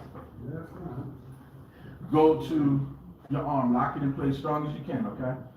Strong as you can, lock it in place, right? And then I'm gonna go to these stress points. As strong as you can, try to keep me from pushing down, as strong as you can. You see how much stronger that is? You see that? You feel it? All right, now go as strong as you can, do it again, as strong as you can. And I'm pushing, he can feel me pushing. So what I'm showing you is that I can validate that it's the deficiency of B5 that's affecting his stress level. You see what I'm saying? Because if you move your hand, right, I'm gonna go to the stress levels again, as strong as you can, like you just did. As strong as you can, one finger. See how weak that is? I'll go here. See how weak that is? All right? So I can validate it. Okay? It's the same as if I want to determine why a person has high blood pressure. I can see 5 different people who have high blood pressure and find 5 different reasons why they got it. Because I'm not dealing with just high blood pressure. What I'm dealing with is what caused it. You see what I'm saying? So I can validate what caused it. I can validate if the source was from the kidney, if the source was from the mind. You understand what I'm saying? If it was from his thyroid, I'm going to find out why he had it. So now I can better equip him to deal with it. You see what I'm saying? So I'm not just telling him, oh, you got high blood pressure, here, take some medicine. I'm going to let him know why. Because when a person now is aware of why they have something, now they can work on it and work on correcting it because they're aware. You see what I'm saying? Because if your pressure problem is coming from anger, and I'm letting you know that's why you have high blood pressure, because you don't know how to control your anger, guess what the person does now? When he's angry, oh, shoot, I need to chill because it's affecting my pressure. Because he knows. You see what I'm saying? Because I empowered him. I didn't take it from him, I empowered him. And that's the job of a true doctor, okay? To empower you so that you can be not dependent on me, okay? Teach you. Look at the dictionary under doctor. Doctor is a teacher. I need to teach you to be better and how to maintain. Okay? How about minerals? Yes. You didn't say anything about the minerals? So Magnesium. So calcium, magnesium, and vitamin D, all that works on helping to relax a person and also helps with blood pressure because it also deals with the heart. You see what I'm saying? But I didn't get into a whole lot of stuff because for the sake of time. Because I understand we were on time constraints. But you know I'm coming back. You know what I'm saying? You know, Canaanland Moorish would not have it no other way. I am a member of the family. I will be back. Okay? Because the goal is for all of us to be well. The goal is for all of us to be empowered. Because why? Because now as a collective we're stronger and we can build because we now in our right state of mind. Okay? So health is your wealth. You can't build wealth without health first. You understand what I'm saying? So that's the goal. You understand what I'm saying? Because we got to know that you need to see people such as myself then to subject yourself into these hospitals where historically you've been shown that you've been experimenting on. Ain't no experimentation here. You know what I'm saying? Brother now knows what he's dealing with. Ain't no experimentation here. He knows what he's dealing with now. You see what I'm saying? He knows that the bees is going to help you with stress. You understand what I'm saying? So he can deal with the stress better. You know what I'm saying? He knows to make sure to drink more water. You know what I'm saying? Get more in tune, meditate. You know what I'm saying? Don't let that stuff bother you too much. You know what I mean? Because he getting it from both sides. You know what I'm saying? It ain't like it's coming from one end, it's coming from both sides. You know what I'm saying? So he'll know how to maintain when he got his vitamin and supplements that help deal with stress issues. You know what I mean? He knows now. I'm a Virgo, so oat milk is sufficient with the oats. Oat milk for Virgos, you should be good with oat milk. You should be good with oat milk, and we can even check that. Listen, this is how deep this science is. Strong as you can, right? I want you to hold that in your thought. Oat milk, all right? We're going to determine if your body can receive it or not. So you got it in your thoughts? Oat milk? All right, as strong as you can. So you know oat milk is good. All right. Because you felt that, right? I'm putting my weight on it. It didn't budge. You see what I'm saying? So I can validate it, you know? But okay, that's good, bro. You know what I mean? But what I'm saying to you is that had you went to a medical doctor, they might have put you on some kind of medication that calmed your nerves that would have made you worse. You know what I'm saying? Some antidepressant that would have had you like a zombie walking around. You know what I mean? You know what I'm saying? You wouldn't know whether you coming or going. You don't want that. You know what I'm saying? You know, listen, people be taking those antidepressants, they be hearing voices and all that stuff. You be turning around like, yo, well, who just said something? I know you were around here somewhere. You know, they make you like that. You know, so who want to take something that make you talk to yourself? You know what I'm saying? I'm like, no, we don't need that. You know, go to the land, go to the herbs. That's where our healing is. Our healing is never in no chemical pill. You know what I'm saying? Now, let me tell you real quick, and I'm gonna end this, about how they do stuff. They know herbs work, but they so devious. that they will do things because they know they can't patent. See, we're going back to law, nature's law. They can't patent an herb. Okay? They can't do that. Legally, they can't do it. So guess how they get around it? I would have females that come see me, right? They had trouble with their cycle, right? Heavy bleeding. So when they go to a medical doctor, they would give them a drug called Listita. If you research it, you will see that it says Listita is a genetically modified version of the amino acid L-lysine. Why would I give somebody a genetically modified version of an amino acid when I can give them the amino acid? Why? Because I can patent L-lysine, I can patent Listita because I created it in the laboratory. And I created it after the genetic code of L-lysine, but I altered it because I made it where I can take a control over it. Patent is my drug. I created it. But I'm gonna give a woman lysine because the lysine is natural amino acid, and guess what happens? The cycle gets under control. You see how the Creator did it for us? We take what's natural, not the chemicals. Yes. Before you pack it in, can you talk to them a little bit about that drug that we talked about before that they give people who might be in remission from cancer, that actually gives them, that actually makes it come back, and actually, if you remember, I don't remember what it was. This was a while ago we talked about it, but there's a drug for people who, like, they say, all right, you got cancer, and all right, it might be going away, and then they give you something, some kind of medication or something that actually brings it back stronger. Well, if you study and research the history of medicine, you'll see that most of the time what they're giving you to heal you is really what's making you sick. You know what I'm saying? Like with cancer, you're talking about most times they suggested, radiation and chemotherapy. But those drugs destroy your lymphatic system. And when your lymphatic system is destroyed, your body has no ability to fight off the disease. You see what I'm saying? Because if you look at most people who quote unquote supposed to had passed on from having cancer, it never says cancer on the death certificate. It always says, oh, died from pneumonia, died from kidney failure, died from an infection, he died from heart failure. Always something else other than cancer. You understand what I'm saying? Because what they gave you weakened your body so it didn't have the ability to fight. So therefore, that's what took you out of here. The drug that was supposed to be the cure was what caused you to transition. You see what I'm saying? It's the same thing with the AIDS. You know what I'm saying?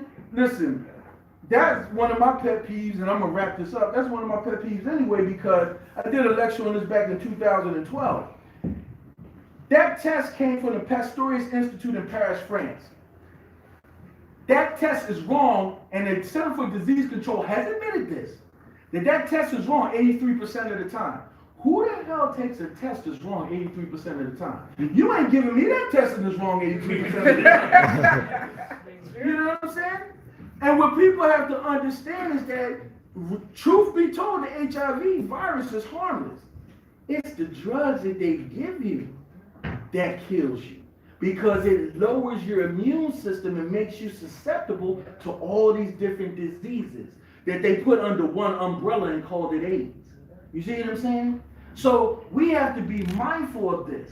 You see, there was a doctor by the name of Dr. Wilner wrote this book called The Deadly Deception, the absolute proof that sex does not cause HIV/AIDS. Okay, of course they took him out of here. But he exposed all of them because the test got to the Americas from a doctor by the name of Dr. Robert Gallo. Dr. Robert Gallo went to the Pasteur Institute in Paris, France to learn about this test and brought it over here into the Americas to give it, saying that this was good, that this test will help us, be able to determine whether or not somebody's HIV positive, right? Knowing that the test was very inaccurate, but it was about their money. And so what happened was the Pasteur Institute in Paris, France sued Dr. Gallo. Why? Not because he put the test over, but because he didn't give them their cut. So they get 25% off of every AIDS test given. 25%. Now, you understand that if they get 25% off of every AIDS test given, do you understand why it's so urgent for them to have you get tested? Get tested so you can be sure. Get tested. Yeah, you don't want to give that to your family. Get tested, you know, because you could be dying and your family might need you to, you know, get your will together and all. You know, you want to know, right? No, don't fall for the okie doke. Don't fall for it. Because the test is wrong 83% of the time. Why am I taking it? You understand what I'm saying? You're going to get told you got something you don't got, and then when they give you the drugs to correct it or make you last longer, they got you. You know what I'm saying? And even if they do come together and decide, okay, we're gonna let them live a little longer, so we're gonna make this so it's not so toxic. Well, when you're dependent on a drug to live, right? Isn't that slavery? Because you can't survive without them giving you this drug. They control your life. Right. You know what I'm saying? All because you got told something that wasn't true. You understand what I'm saying?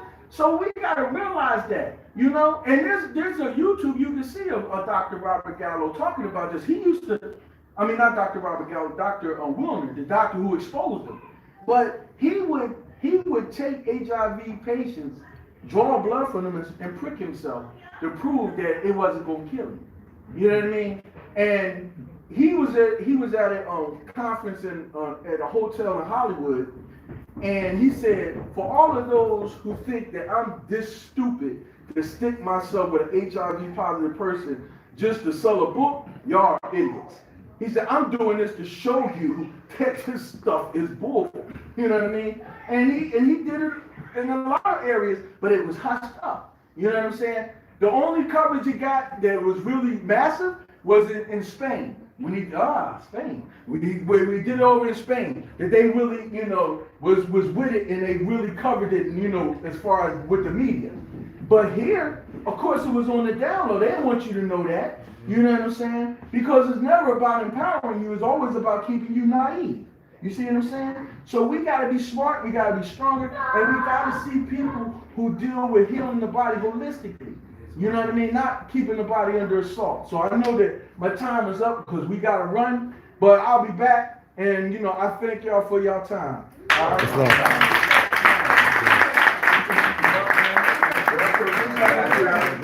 No, straight. No, if you want to do a quick 5 minutes before. Yes. Chlorophyll. Yes. What's the best plant to get chlorophyll from? So here's the thing, right? You can get chlorophyll from many good sources, but I think one of the best sources of chlorophyll is chlorella. Chlorella is a very great source for chlorophyll. You know what I'm saying? I put it in my super athletic formula, which has chlorella and wheatgrass and barley greens in it. You know what I'm saying? Because you want it from the darkest, greenest plants, but it seems like when it comes to us, some of the best plants that help us to heal come from the sea. You know what I'm saying?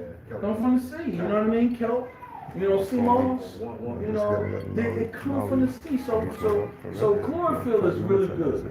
It's good for, you know, getting good chlorophyll. Yeah.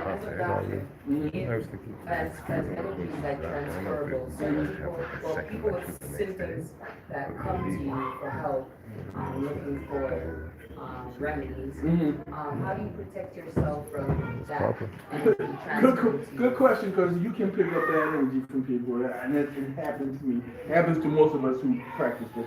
So you don't get sick and, you know. Yeah, so the thing about it is with us, we have to make sure that we keep our immune system strong.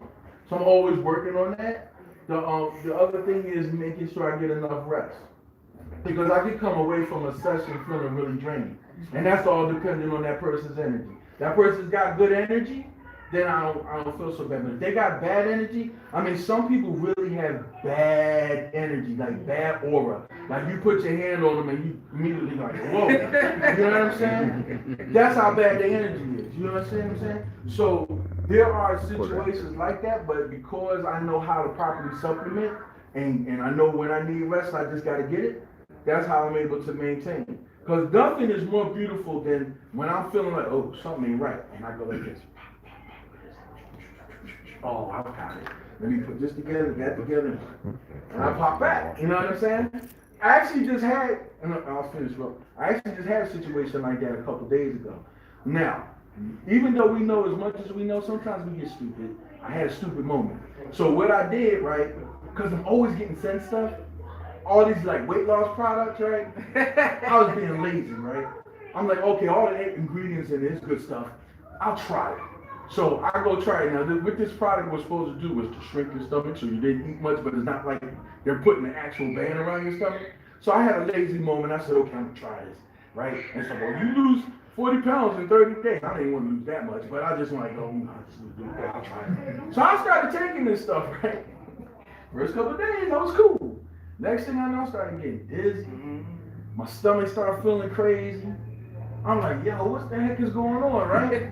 I'm like, yo, I don't feel right, guys. This ain't working here. This is some bad stuff. I'm glad I ain't give this to nobody. And I'm like, yo, this ain't right. My liver started feeling funny. I said, oh boy. I said, I gotta work on this now because I know what to do. I said, all right, I got number one, stop doing it. Number two, drink plenty of water so I can flush it out my system. And number three, because I can feel the weakness in my liver, I took some alfalfa seeds. Now, you can get alfalfa in different ways, but the seed, alfalfa seed particularly, strengthens the liver. So I started taking the alfalfa seed, okay? And then what it did as a result, because the stomach also needs iron to function properly, it took away my iron. So when my iron, I always know when my iron's going because I feel weakness in my back, and I start feeling like, like I'm gonna pass out. But think about it. When you look at iron, when we're dealing with buildings, isn't it what the iron and steel is what's the structure that holds the building together? Same for us.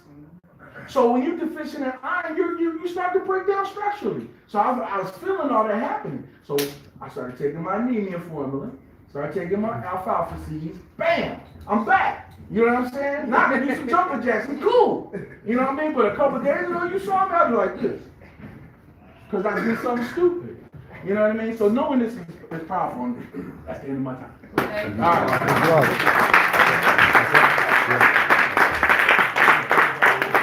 If you want to say some quick words, I have one. Yeah, he's done.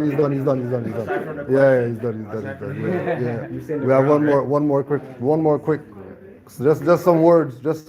If you understand, I know nature sent you out here to. Before I say anything, I would like to rise, in the Moorish Science Temple of America, we always rise and give praise to Allah, for honor. So, I don't have to, but I do it. That's what we do. You have to rise with me? Yeah, that's right. So, we don't have to face nowhere. Just give honors and rise and give praise to Allah. So first I rise and I give praise to the universal creator, Allah, who's known to us by many names, but is the only supreme ruler. And also we give honor to our prophet, Gnawiel, who brought us this everlasting gospel. We give honors where honors is due, honors to the Grand Sheikh of the Canaanland Moors, which is Gnawiel. Honors to all the sheiks present, honors to the brother Setenra, honors to the brother David L. that came out and gave this beautiful demonstration. Honors to the L's and Bays, because without the L's and Bays, there would be no divine national unity. Islam? Islam. Right. Islam. So first, I'm going to start off by saying, the prophet made a statement when he said, he brought us everything it takes to save a nation, and we must use it to save ourselves. So, according to the hadiths or the oral statements, the brothers were saying when the prophet mentioned those phrases, he held up the Circle 7 Quran and he had the Moorish guide in his hand. And he was basically saying, just study, like learn about who you are. And the prophet said that man and Allah is one, right? And we were supposed to study ourselves to become better beings. So I'm going to read an excerpt from the Moorish guide dealing with what the prophet's message was in those days. And this excerpt was dated Friday, September 28, 1920. September 28th, 1928, because we know that the prophet was still on the scene at that time. So the prophet speaks to the nations, and he said that he needs strong men and women. And he says, if you have race pride and love your race, join the Moorish Science Temple of America and become a part of this divine movement. Then you will have the power to redeem your race, because you will know who you are and who your forefathers were. Because where there's unity, there's strength. Together we stand, divided we fall. So I just want y'all to think about that, what I just said. That's just one paragraph of that divine message he gave to us.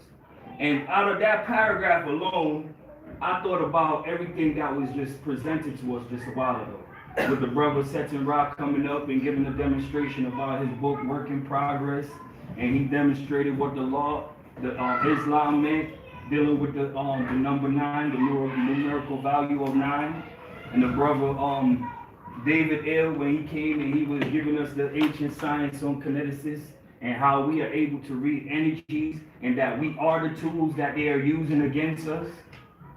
And the prophet taught us that the keys have always been in the hands of the Asiatics. And we just seen that demonstration. And you telling me the prophet didn't know what he was talking about? You think he would have been able to do all of that if he didn't know he was a Moor? Islam, David L? Exactly, Islam. So I'm moving forward. Come, good people, because I, the prophet, sent to redeem this nation from mental slavery, which you have now. Need every one of you to think that your conditions could be better. This is a field open to strong men and women to uplift the nation and take your place in the affairs of man. So that's another paragraph. That paragraph right there got me thinking about a lot of things. So when I seen that, it said mental slavery and you be able to, make your conditions better. I'm thinking about the Negro black colored condition. And in the scripture, there's a scripture that Jeremiah wrote dealing with Judah, when he was talking about Judah and he was speaking about the conditions of the people. But you would hear some Israelites teach that he's talking about his skin condition, that he's black like onto the ground. But if you really go into that scripture in its proper context, he was talking about the condition of Judah, where they was basically living in a docile state. They weren't upholding their laws. They were living in a condition that was conducive to their people.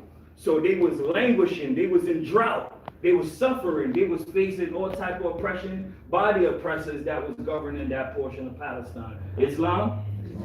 So your condition is what makes you who you are, right? But it's not you, but it just makes you who you are. So that we have the tools to shape our condition, right? Because we was given the tools of the workshop of the mind. So you have to read your Quran. So I'm going to continue with the last paragraph. And he continued and said, if the Europeans and other nations are helping me, why not you? I'm going to pause. I'm going to ask one quick question. Why do you think the prophet made that statement right there? If anybody could just tell me.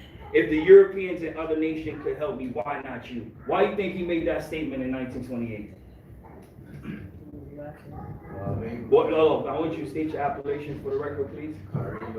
All right, Islam, no. I think that he said that because there will be a lot of conscious Moors thinking that he was alone with his movement, that it's said that I believe that he was a joke and unreal.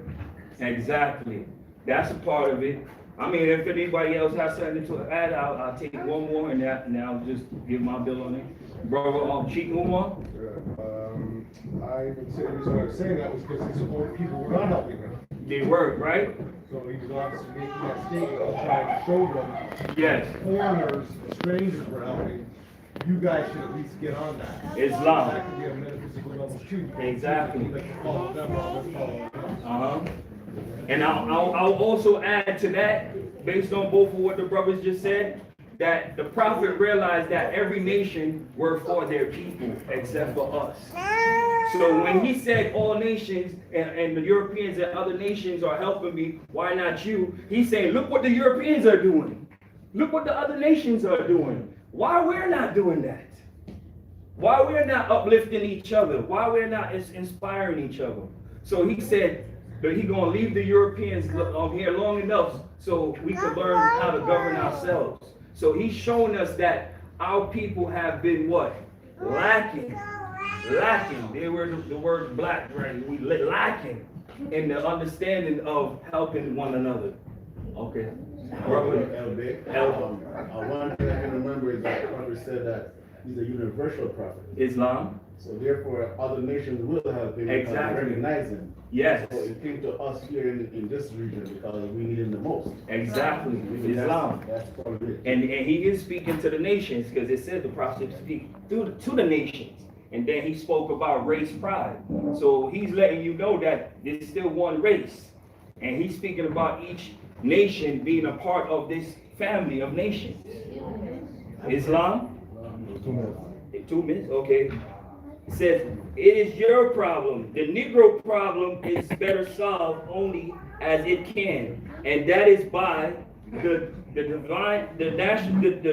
Moorish National Divine Movement.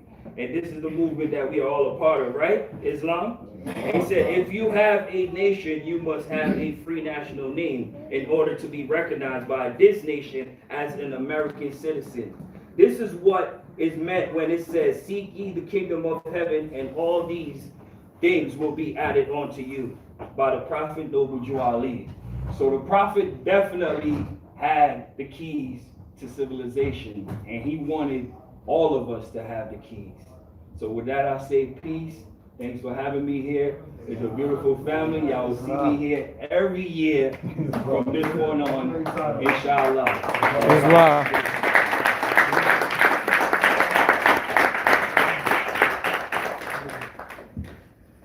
Momoka, you want to do the thing right now or after? Because We can do it right now. Like, people are going home. yeah. Are you kicking us out? Oh, I heard you were leaving early. You kicking us out? I don't know. We don't know what's going on here. If I can stay a while. Try to do it from this side. Which side? No. From your side, right? Yeah, from my, this side. Yes, that's it. Let me get it. Set up the thing. Zero. Set up here. There you go. I just gave it to you.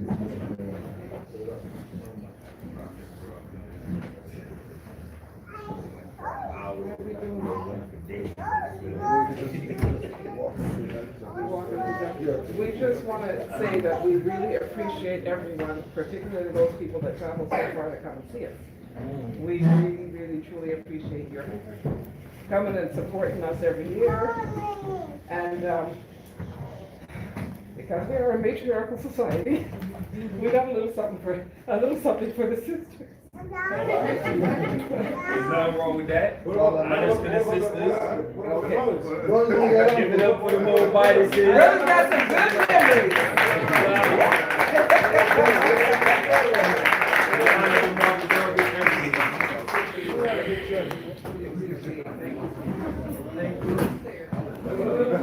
We get the clap. Y'all got to speechify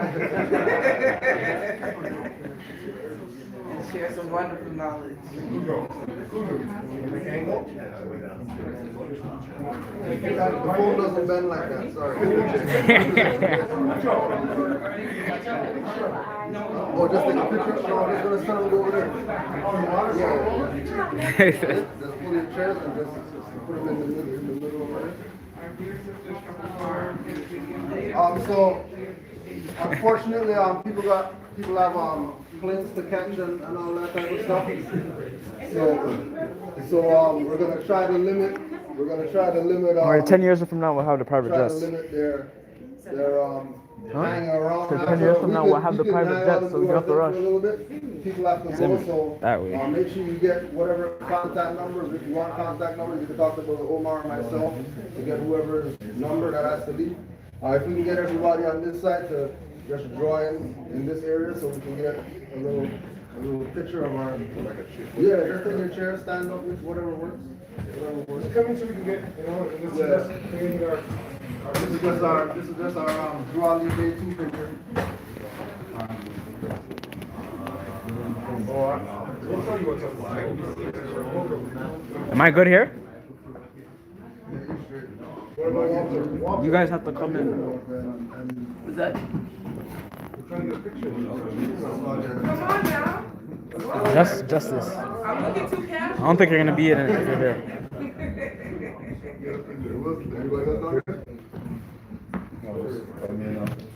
Guys, come here, man. Don't sit. Islam Moors. Islam.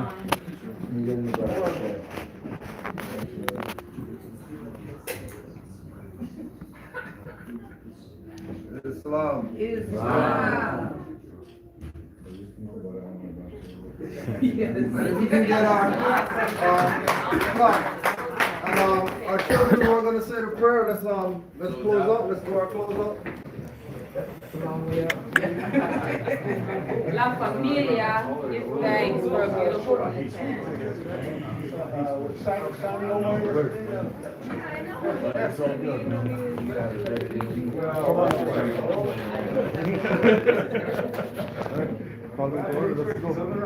Father on the left, two on the right. Allah, Father of the universe. Allah, Father of the universe. Father of love. Father of love. Truth. Peace. Freedom. And justice. justice. Allah is my protector. Allah is my protector. My God. My God. And my salvation. By night. And by day. His holy prophet. Noble Jali. Islam.